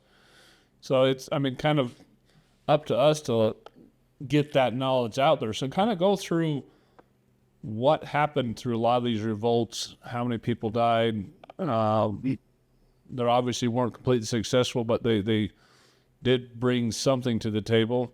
Kind of go through and describe to the American people, to our audience here, what the Iranians go through anytime they have one of these revolts. So each time the Iranian people have an uprising, of course, the reaction by the regime is the same every time.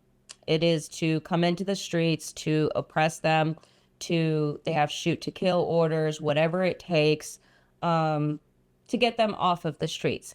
Each time, these groups have become bigger and bigger over time. When they are small, they are easy to control. First, it starts with a few people getting out into the streets, a few businesses shutting down, a few of the shops and the bazaar shutting down.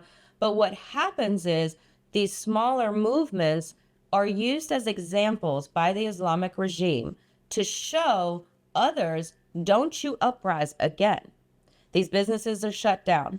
These people are arrested. They are executed. They do public hangings. The first thing I saw when I came out of the airport was a man hanging from a crane with a sheet on his head, and there was crows picking through the sheet.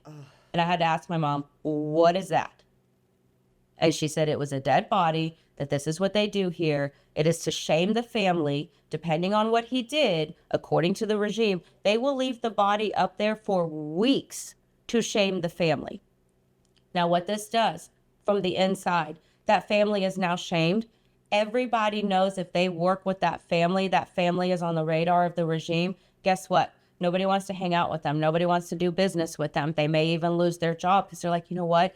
You might bring the Basij here. You might bring them in here and they might give us problems because you're here. And this starts breaking up things.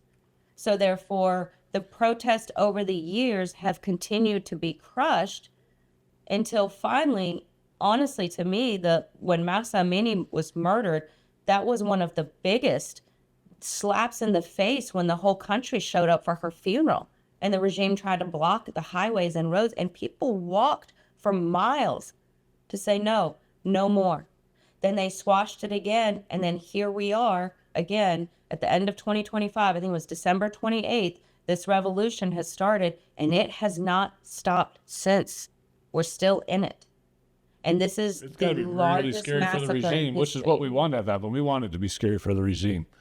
But right. To kind of go in a little more detail there, so when they get out in the streets, are they just machine gunning people down, or they throwing people to the ground? I mean, what is the violence like so that people really understand how severe this is? So again, the violence is depending on how many people are in the streets going against the regime.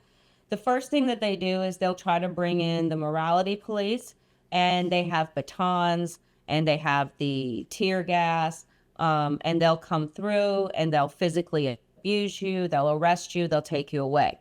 When the crowds get bigger, they bring in the Basij behind the police. The Basij have the weapons, they have the armored vehicles, and it depends. If you start, if they feel like it's getting out of control, they can't control it, that's when they start using live ammunition. When they use live ammunition against these protests, you got to understand it would be like if you put 30,000 people inside of a stadium at a concert and the stage was a machine gun and you gave them 3 seconds to run and opened fire. That's how a massacre happens. That's exactly what's happening inside of Iran. So from the small scale of just physically being abused by batons and tear gas, being arrested, taken to jail, and then the torture begins inside of there. And everybody's torture is going to be different. Everybody's is going to be different. But nobody will experience what the women experience, to the extreme and the brutality and the sexual assault that happens inside those prison walls. They do that to you inside, then they will release you completely psychologically just broken down, to where they hope that basically you'll go home, sit down, shut up, and that's one less person in the next rise up. This is their tactic. This is what they do. And when that doesn't work, and we've got our brave youth that has had enough and they're awake to this regime and what they do, they know their playbook by the hand, this is when they bring out the weapons. You don't have any warning. You will just be walking down a street and all of a sudden a vehicle will just come around the corner and just open fire. It's not like they're going to be like, hey, back up or we're going to shoot. And then people are just moving forward. No, they come in guns a-blazing, just like the Wild Wild West. And whoever is in the way, whatever destruction they do not care. We just saw them this year take people inside of the Rasht Bazaar and trap them inside and set it on fire and burned everybody. This is the regime that we're dealing with. They have no morals. There is no God for them. They are literally demons running the country. And when somebody has no compassion, no soul, no morals, that is a very dangerous person. Very, because killing to them is nothing. It's like popping a Tic Tac. That's all we are, is Tic Tacs. Yeah, and then we have people here that are supporting Hamas and saying that Israel's the problem. And we did countless numbers of podcasts that Israel's not the problem. The extremists in Islam is the problem, and Jihad is the problem. Because it's not about Israel, it's about the religion itself. It's death to anything that is not following exactly what they say. Now, as your youth gets out in the streets and starts protesting this, I mean, that takes it a crazy amount of bravery, because they know what the playbook is. They know what's going to happen. So to get out there and do that, they've got to have that strength coming from somewhere. What spurs that? I know that this last time it was the Trump bombing the nuclear facilities that kind of spurred that on and gave them some hope. But in the past, what has spurred that? You're talking about a couple of these leaders that have gotten out there, and the one that just got assassinated, and others that have been out there. How do these leaders start? I mean, how do these uprisings start? As far as within the community of inside of Iran over the years? Yeah. I mean a leader has to get up from somewhere. They have to have that bravery to think that they can do something. So honestly, a lot of our protests over the years have been started by the students in the colleges. If you look back, it is always ends up being the students in the colleges, because they're affected the most out of everybody. And all it takes is one classroom to say, let's have a sit-in. That sit-in turns into 10 classrooms. And then all of a sudden, the businesses around the streets are like, you know what, let's support the students. And that's how it happens. It's not necessarily a leadership that somebody's coming in and saying, hey, let's go against the regime. It's literally years of just pain and sadness and depression and just the quality of life not existing, not having any kind of voice. These college students are getting degrees and they can't get a job. They can't leave the country. They can't afford to go to Germany and work at some huge pharmaceutical, or come to the U.S. and work inside of NASA. Their brains can do it. Their degrees can do it. But they can't get out. Why? Because of what the regime has done. The money is worth nothing inside of Iran. Bread, water, groceries has put people in poverty. And this is all a strategic plan to be able to control them. So therefore, these protests have just been years of hardships. Not every single one of them, but a majority of them. The ones that are organic and inside of Iran, those are majority, there's natural people that are just tired of this regime. They have nothing to lose. They've either already lost somebody that has been taken by the regime. They've already experienced the hardship. They went to school. They paid all this money. They got an education to be an engineer. And the only job that they can get is one for the regime and where they want to place them. That's not a life. So you're walking, but you're not alive. You're pretty much dead. So at this point, they have nothing to lose. It's either just stay and be killed by the regime, or at least fight the regime and be killed and be hopeful that there's a free future for the next generation. And this time, it has been a call from the former Shah's son, Reza Pahlavi. December 28th, what sparked this revolution was what he came out and said to the Iranian people. He's inside of America. This man has been out of the country for 47 years. And for the world not to see that when he spoke and he gave orders for the people and said, if we want to get rid of this regime, if we want to go forward with a secular democratic future where you get to choose what works for you, where freedom of religion exists, freedom of speech exists, hijab is by choice. You want to travel and go get better education in Paris, it's going to be open and free for you to do that. Why wouldn't anybody want that? People know what it was pre-Islam, and they've been telling their kids, even though they haven't lived it, their kids are not stupid. Not only are they hearing it from experience from their parents and their grandparents, they are watching the footage from pre-Islam, from pre-79. Why wouldn't anybody want to return to that Iran? This man has never said anything about going back to a monarchy, which is what a lot of the left is trying to do, saying that, oh, his father was a monarchist and they were trying to put the monarchy back. Nobody has said from him that he wants a monarchy. There are some people that want a monarchy, and there are some people that want a secular democratic future. Ultimately, that is up to the people inside of Iran. But for anyone to be able to get rid of the regime, you can't throw out one government and not have something in place and ready for transition. That is just unheard of. No country is going to back that up. No country is going to back the people up of, hey, okay, get rid of your regime. Well, then what?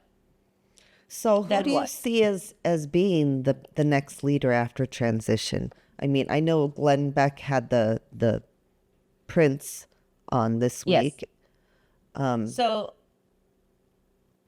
I mean, if you just listen to the footage that's coming outside from Iran, the people went into the streets on the nights, on the dates, and spoke of the chants that his crown prince had given out online.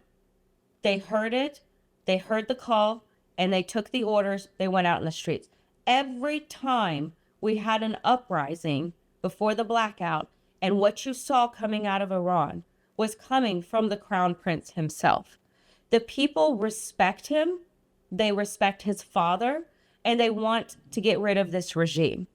The people inside of Iran, what we are fighting outside of the diaspora is not what's being fought inside of Iran. Now, whether you're a monarchist or whether you're for a secular democratic future, it doesn't matter, because when those bullets are flying, people are grabbing each other no matter what party they are or want, and saying, hey, our goal is to get rid of the regime.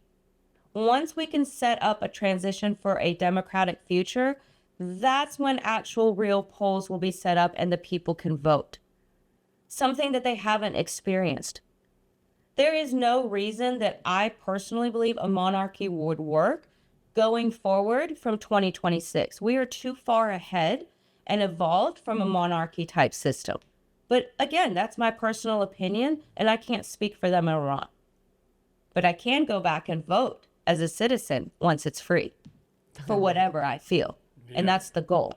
That is definitely well, let's kind of go through kind of the last few years here. So I want to get your opinion of Iran, Hamas, and what happened through the whole Israeli thing, how Hamas was supported by the regime there in Iran and Hezbollah, what's going on with Hezbollah, and then we have the peace deal that Trump did the bombing of the nuclear facilities that led into the blackout and what's going on right now. So what's your opinion first? Let's go through those things. What's your opinion on the years of Iran supporting Hamas and then going into the peace deal and the bombing and then what's happening right now?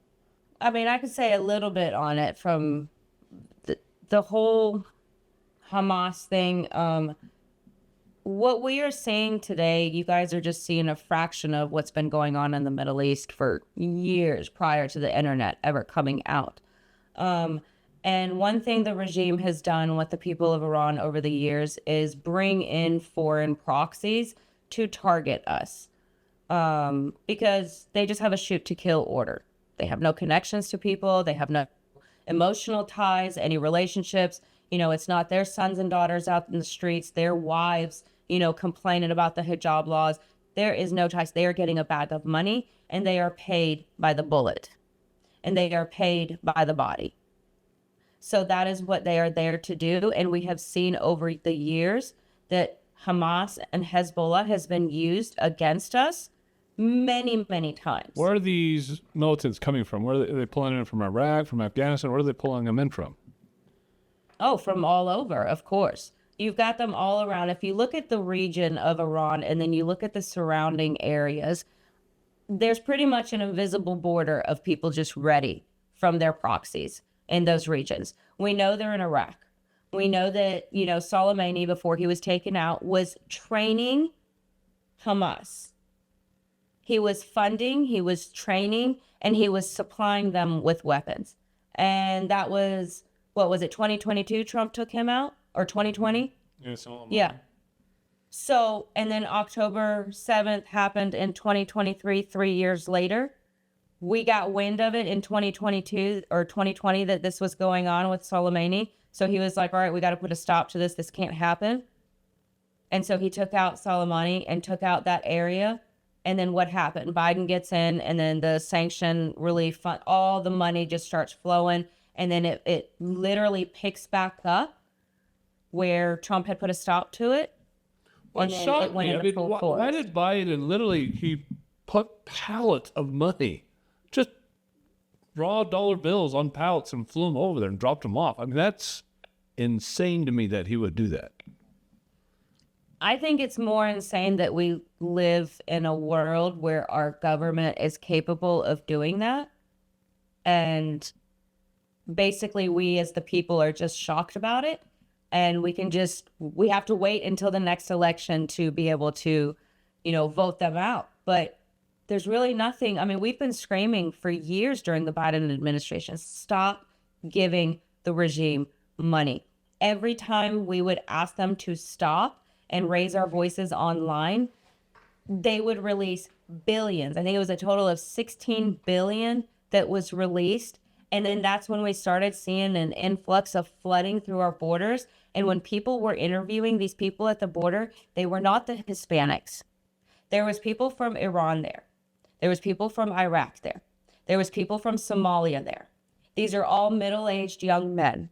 No children, no wives. Everybody had the same story. Well, I have a wife back home and kids. I want a better life. Everybody literally had the same story because they were all scripted. Didn't matter what country you were from. So we all saw this. But this was all going on prior to 2020. And that's what the American people need to realize, is that the capabilities of what they've been planning for over the years, they can create chaos in the Middle East. They can bring a lot of destruction. Some of their missiles, even though they're short aim, they are threatening our American troops right now for simply existing over there. And that should be taken seriously. If they start opening fire, it's not like they're going to be going after specifically just U.S. facilities. They're going to want to destroy Israel. If they know that they are fixing to be taken down, they are going to set off the fireworks and make sure they take down everybody in the region with them. And I think that's why we're at a standstill and we're trying to make some sort of negotiation. I think everything that Trump is bringing to the table, he knows that they're going to deny and reject, to ultimately leading into, hopefully, their removal completely. This is Uriah Kennedy from God and Country, and I've been fishing since I was just a little boy. My father used to get me out there and teach me how to tie the little fishing knots, and whether it was creek fishing in a stream or we were out trolling on a lake, there's nothing more beautiful than reeling in a big bass or big trout. As fathers, we want our children to have the greatest experiences when out on the water. And we ourselves do not want to get skunked when we're out there fishing. So it is always best to have the best equipment, the best lures possible to give you the greatest percentage of success. We all have used and know who Rapala is, one of the greatest companies ever to create lures for fishing. We would ask you that you would go to our description and click on the link in our description or on the QR code that's coming up on your screen. Support the channel by going through our link or through our QR code and making all your fishing purchases at Rapala. There is nothing better than pulling in that big fish, and you can do that through any of the lures that you'll find up on Rapala. There is nothing like the quality that you will find at Rapala. From all their lures that will definitely get you some good hits on that line, to any type of tools, knives, clothing and apparel, anything you'll possibly need to have a great afternoon, a great day out there on the lake or out on the river. Trust Rapala for all those fishing needs. And again, you have to go through our description, our code in the description, or the QR code that's going to be popping up here on your screen. Again, support this channel by going to Rapala through the link in our description or the QR code that's popping up on your screen. Biden has a pretty significant amount of blood on his hands. When he dropped that money off, I mean, it funded everything. It funded absolutely everything they're doing. The October 7th issues, the death of all these Israelis, the death of so many innocent people within Gaza itself. Every single time you guys have uprisings and they get out and just start killing Iranians, that's all funded by American dollars, U.S. taxpayer dollars. Our money went to kill people. Then you have just a nonstop barrage of rockets. I mean, once the rockets were no longer able to come from Gaza into Israel, they just started coming directly from Iran. And there was hundreds of rockets every single night going from Iran into Israel, every single night.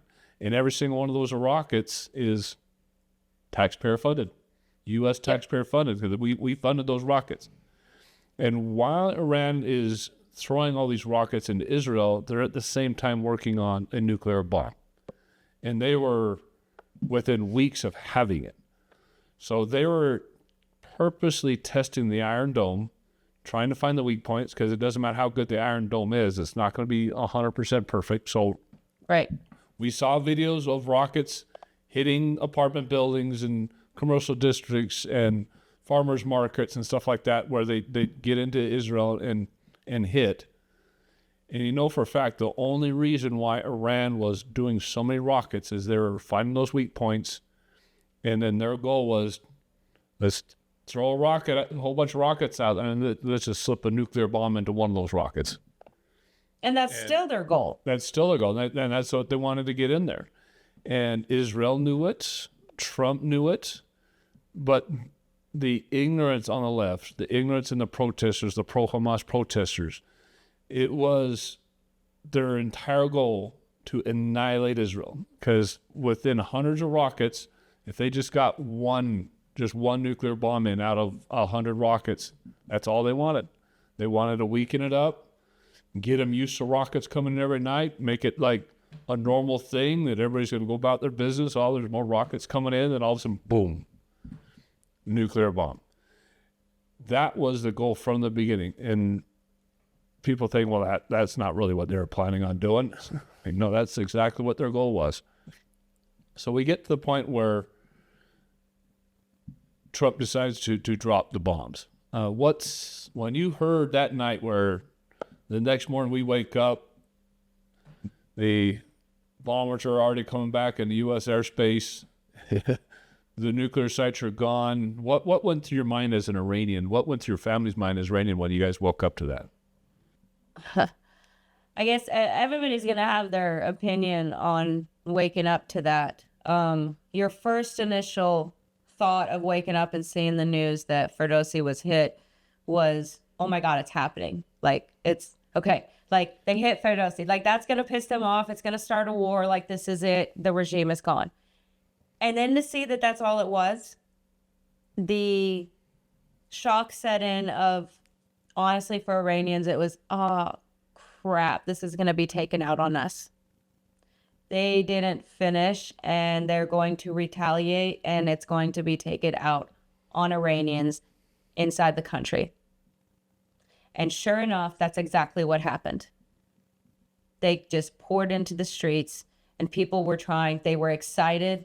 They thought that these rockets coming in and hitting the nuclear sites, they went out on the streets, a few of them protesting. We saw that happen.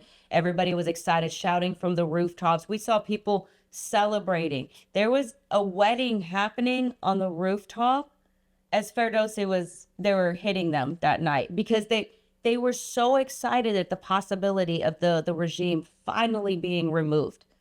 And it didn't happen. So then it set in, oh God, this is going to be bad for us inside of Iran, for the people inside of Iran. And the crackdown began. So it was exciting at first, and then it was soul crushing to see that that's all it was. And we tried to tell the world, you're dealing with a terrorist organization. These are not normal people that you can have at a round table and discuss world events. They never show up. When was the last time the supreme leader himself has ever shown up to speak to any world leaders? He's always sending someone, because they don't respect anybody. They're just doing it to be a part of stuff, to be able to have access to the world, to, like you said, because the end result is jihad. They've made this very clear. And they've made it clear that if you don't convert and do as they say, like you said, you're either paying a tax or you're going to be a slave, or they can just kill you, because that's what their orders are. They have justified reasons for their behavior with no moral standing whatsoever. They're very dangerous people. Yeah. The big problem we have is, because of Iraq and Afghanistan, the U.S. people they're just not going to support boots on the ground over there. It's just not going to happen. And right. Where Europe is right now, they're not going to lift a finger. Europe is probably the weakest thing ever in world history right now, which is another reason why pushing NATO so hard, pushing that they all have to increase their defense spending. What's happening between Russia and Ukraine, I mean, all this is provoking Trump to push Europe into becoming bigger in their defense spending. But even if they do all that, there's not anywhere that I'm seeing where the U.S. is going to put boots on the ground in Iran. They're not going to do a regime change over there. So it's going to come down to the people rising up. Now, Trump does have the ability to throw some bombs out there and say, look, stop killing your own people. We're going to bomb this. We're going to bomb that. He can probably get away with that. He probably will get away with that over the next few months, because that's probably what we're going to see. Because we know that the Ayatollah there, the regime over there, they're not going to back away. They're just buying themselves time. They're going to keep killing the people over there. Trump's probably going to throw some rockets over there, but that's probably to the extent of what it is. And right. I was reading an article this morning on it, and the Ayatollah, that's why the Ayatollah is buying time, because they know that the appetite is just not there from the American people. So they're not afraid of anything more than that. And they think that, well, if that's all it is, we'll just kind of take it, but we're still going to be in power. So it's really going to come down to the Iranian people standing up for themselves, but there's no guns, there's no anything over there. The only people who have the weapons is the military. So how do you see the Ayatollah falling? I mean, how is it even possible? It is going to have to be organic. And as you can see, people are not afraid to get out on the streets unarmed. They have been very creative at finding ways to make things work. And to say that there's no weapons and stuff, we have seen in some areas where they took over some of the IRGC bases. and they did take some weapons. There is ways to also get weapons inside of the country. As we can see, they can sit there and blame Israel. They can sit there and blame America, whatever they want to. We ourselves have lived in survival mode for 47 years. Iranians themselves are very intelligent and have been preparing for the moment that this could arise. We may have started inside unarmed, but that doesn't mean that we're going to finish unarmed. There are ways that there are things going to happen inside of Iran from within and with international help. Like you said, there's not going to be boots on the ground. You're absolutely right. And we know that as Iranians. Some people may want it. I personally don't. I personally have even made a post and said I would be willing to join any task force to go and fight for Iran to not have Americans go and do this for us. There's been lots of Iranians that have come forward and said, dude, we will join any kind of task force. Trump is willing to do it. We're willing to sacrifice. So we understand this, and we don't want boots on the ground. There are simple things that the international community can do, and this is something that is being silenced, and this is why there's a lot of chaos on what's going to happen when the regime falls, what's going to happen when, we don't want to put boots on the ground. Well, we don't want to throw bombs, and this is our tax dollars and stuff. And if I could really just give the 6 asks of the international community that everyone can do with world leaders, and this is coming from the Crown Prince himself. So if you heard him speaking on any of the other platforms, it's really simple. And I'm just going to read it through because I've got it printed here, if that's okay. Yep. Number 1 is protect Iranians by weakening the regime's repression apparatus, especially the IRGC and its leadership. Number 2 is impose maximum economic pressure by freezing regime assets and shutting down its shadow oil fleet. Number 3 is guarantee internet access in Iran by expanding Starlink and blocking the regime's shutdown. Number 4 is expel regime diplomats, prosecute officials for crimes against humanity, and prescribe the IRGC as a terrorist organization. Number 5 is secure the immediate unconditional release of all political prisoners. And number 6 is prepare for a democratic transition and recognize a legitimate transitional government. Now, a lot of these things are in motion, but if we can get everybody on board to do this and hit the regime at their knees, it gives our people a little bit more advantage if they don't have funds coming in, if they can't keep supplying their ammunition to go against us. So these are ways to not have boots on the ground, but yet help the Iranian people from within. Well, it might come down to where we're figuring out a way, the U.S. is figuring out a way, or Israel's figuring out a way to smuggle guns into and support like a militia group or support an uprising that where you guys can essentially overthrow the Ayatollah yourselves, but we're supplying the weapons. I think that's definitely in the works. I think, yeah. I mean, that's what's happening in Ukraine right now. We've been supplying Ukraine's revolution or the war against Russia this entire time. So I imagine something similar is going to happen in Iran. And you've been vocal about saying that they're hiding the women and children's bodies, waiting for this, Yes. so they can put them out there and say that the West did this. Yes, absolutely. That is something that they have done in the past as well. That's why we're not seeing a lot of footage. The images that we're getting is the live footage from the streets where we're seeing, hey, there's women on the ground that have been shot. Well, then how come they're not at the morgues? How come all the morgues and all the body bags are just of these young men? Because they have done this to where if the United States attacks, if there's any kind of attack from Israel, it doesn't matter which one. If something is attacked, they will place these bodies and then they will turn around and spread their propaganda showing they killed all the women and children. They will set the dead bodies of these kids up in schools and say they hit a school. Even though the IRGC was in the school, there was no live kids. They will put the dead kids in there and say, see, they hit a school full of children. Now, where else have you seen this happen before? In Gaza. In Gaza. Right now, let's just kind of end with this. There's threats to athletes. There's a wrestler over there has his life threatened. There's other athletes have been slaughtered. There's a lot of athletes have been slaughtered. There's protests in the streets where people are getting gunned down. So kind of into what's happening right now and what's going on with these killings.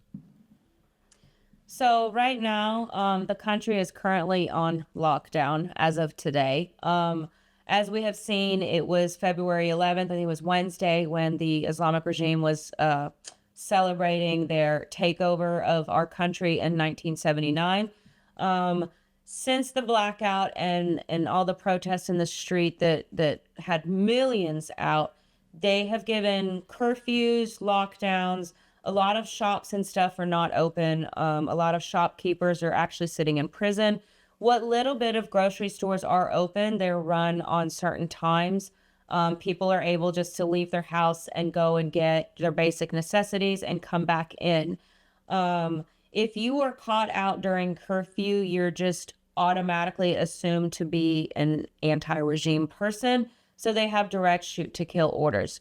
The most recent story that just came out, to give you an example of the cruelty, is even though there's a lockdown and there's a curfew, a 12-year-old little boy was playing with a ball inside his home. The ball falls out of the window into the street. He goes to get it. He is instantly shot by someone from the regime side, one of their proxies, just instant, no communication, nothing. He was in the street. That's it. They didn't ask him why. They didn't see that he was just a 12-year-old little boy chasing a ball. It didn't matter. You were past curfew. They shot him. His brother takes him, hears it, takes him to the hospital. And because he's got a gunshot wound, as per the orders of Khomeini, if they have any kind of gunshot wound, pellet wound, bruising to show that they were in the streets, you are to kill them on the spot. They shot this 12-year-old little boy that was in the middle of getting medical care right here in front of his brother. They turned around and shot the brother as a witness. The father makes it to the hospital. They shoot the father. 3 families in one night because of a ball that went into the street, and they don't even bother to check or see why a 12-year-old is in the street by himself, not in a crowd of people. And he was shot by live ammunition, came down the street. Perpetrator, gone. But we know it was the regime. Why? Because they showed up at the hospital. And they put a bullet in his head. They killed the brother. They killed the father. Our athletes are just as risk. And if you remember years ago, Naveed Afghani had risen up and he was murdered. We even had Dana White come out and speak. He spoke to the president. He spoke to President Trump, and they thought they were able to get him released and condemned what the Islamic regime was doing. Stuff like this is what we try to say. Like, we appreciate the condemnation. We appreciate the verbal support. But that actually, if there's no action behind these words, that makes it worse for our people. And because Naveed got popular outside, they used him as an example, and they executed him that night in silence, no warning, and then handed over his dead body. And that was it. So we've tried, whether they're athletes or whether they're 2-year-olds, they don't discriminate against who those bullets are hitting. We've seen the elderly out there in their wheelchairs and walkers joining these protests. Millions of people. We've seen innocent kids killed over the years, including Keon Perfilak during the Mahsa Amini uprising. So many kids like him are just driving down the street with their parents returning home, and just because they turn down a street that there's somebody shooting at, they shoot inside that vehicle. And we're losing kids as young as 2 years old by gunfire. Kelly, you are a hero, and I believe that God has preserved you through all the tragedies you went through so that you could be a voice for the Iranian people today and to wake us up. I truly believe that. And I recently, I've been going to church for 18 years, and I recently actually accepted Christ back in March. I was baptized. It's taken me a lot of soul searching and realizing that everything that has happened to me, this was my purpose. And I can't help my people without accepting what has happened since 2,500 years ago, and that involves Jesus Christ. So this is a spiritual war, and if nobody wants to believe it, that's okay, but I know in my heart for sure that God is at work, and the truth will come to light. It will, and we will win. Well, you've given me chills. I know that that's true. Amen to that. Yeah. Thank you. Christ is King, Christ is Lord, and we know that in the end he wins out. I can't express how grateful we are for the message. This is definitely going to get out. The awareness, the American people, they just have to know what's going on so that when Trump does make decisive action, he does have the backing support. Because the left, the media, Europe, they're not going to be supporting him. It's going to be these Hamas protests all over again. It's going to be the Maduro protests all over again. They're going to do everything they can to paint a bad picture. And just like Iran going out there and putting the bodies in the streets saying, you just killed innocent women and children, our media is going to pump that up, push that out there and say, no, this is what's happening. And it's going to be fighting against everything that you guys hold dear. And you're going to be angry. You're going to be animostic against all these people protesting against the very thing that is good. The very thing that is We're used there to to it. help you. We're used to it, and we're going to fight through it. I promise you. Excellent. Last question. Do you guys have anything in the Olympics right now? Do you have a team there? Anything going on in the Winter Olympics? I want to say archery. I do know, I think archery. But to be honest, I haven't been really following the sports right now.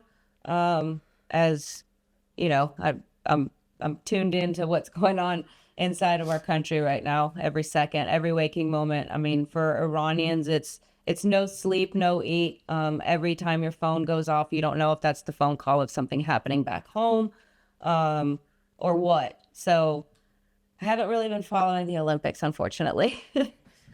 Quite all right. I just know the Olympics are going on right now and just had that question. Greatly appreciate your time. And Thank you so much. God bless you and keep in touch. yeah, we'll make Thank you check so back much. in a couple months and see how things are going. Definitely. It'd be great to do this again when we win.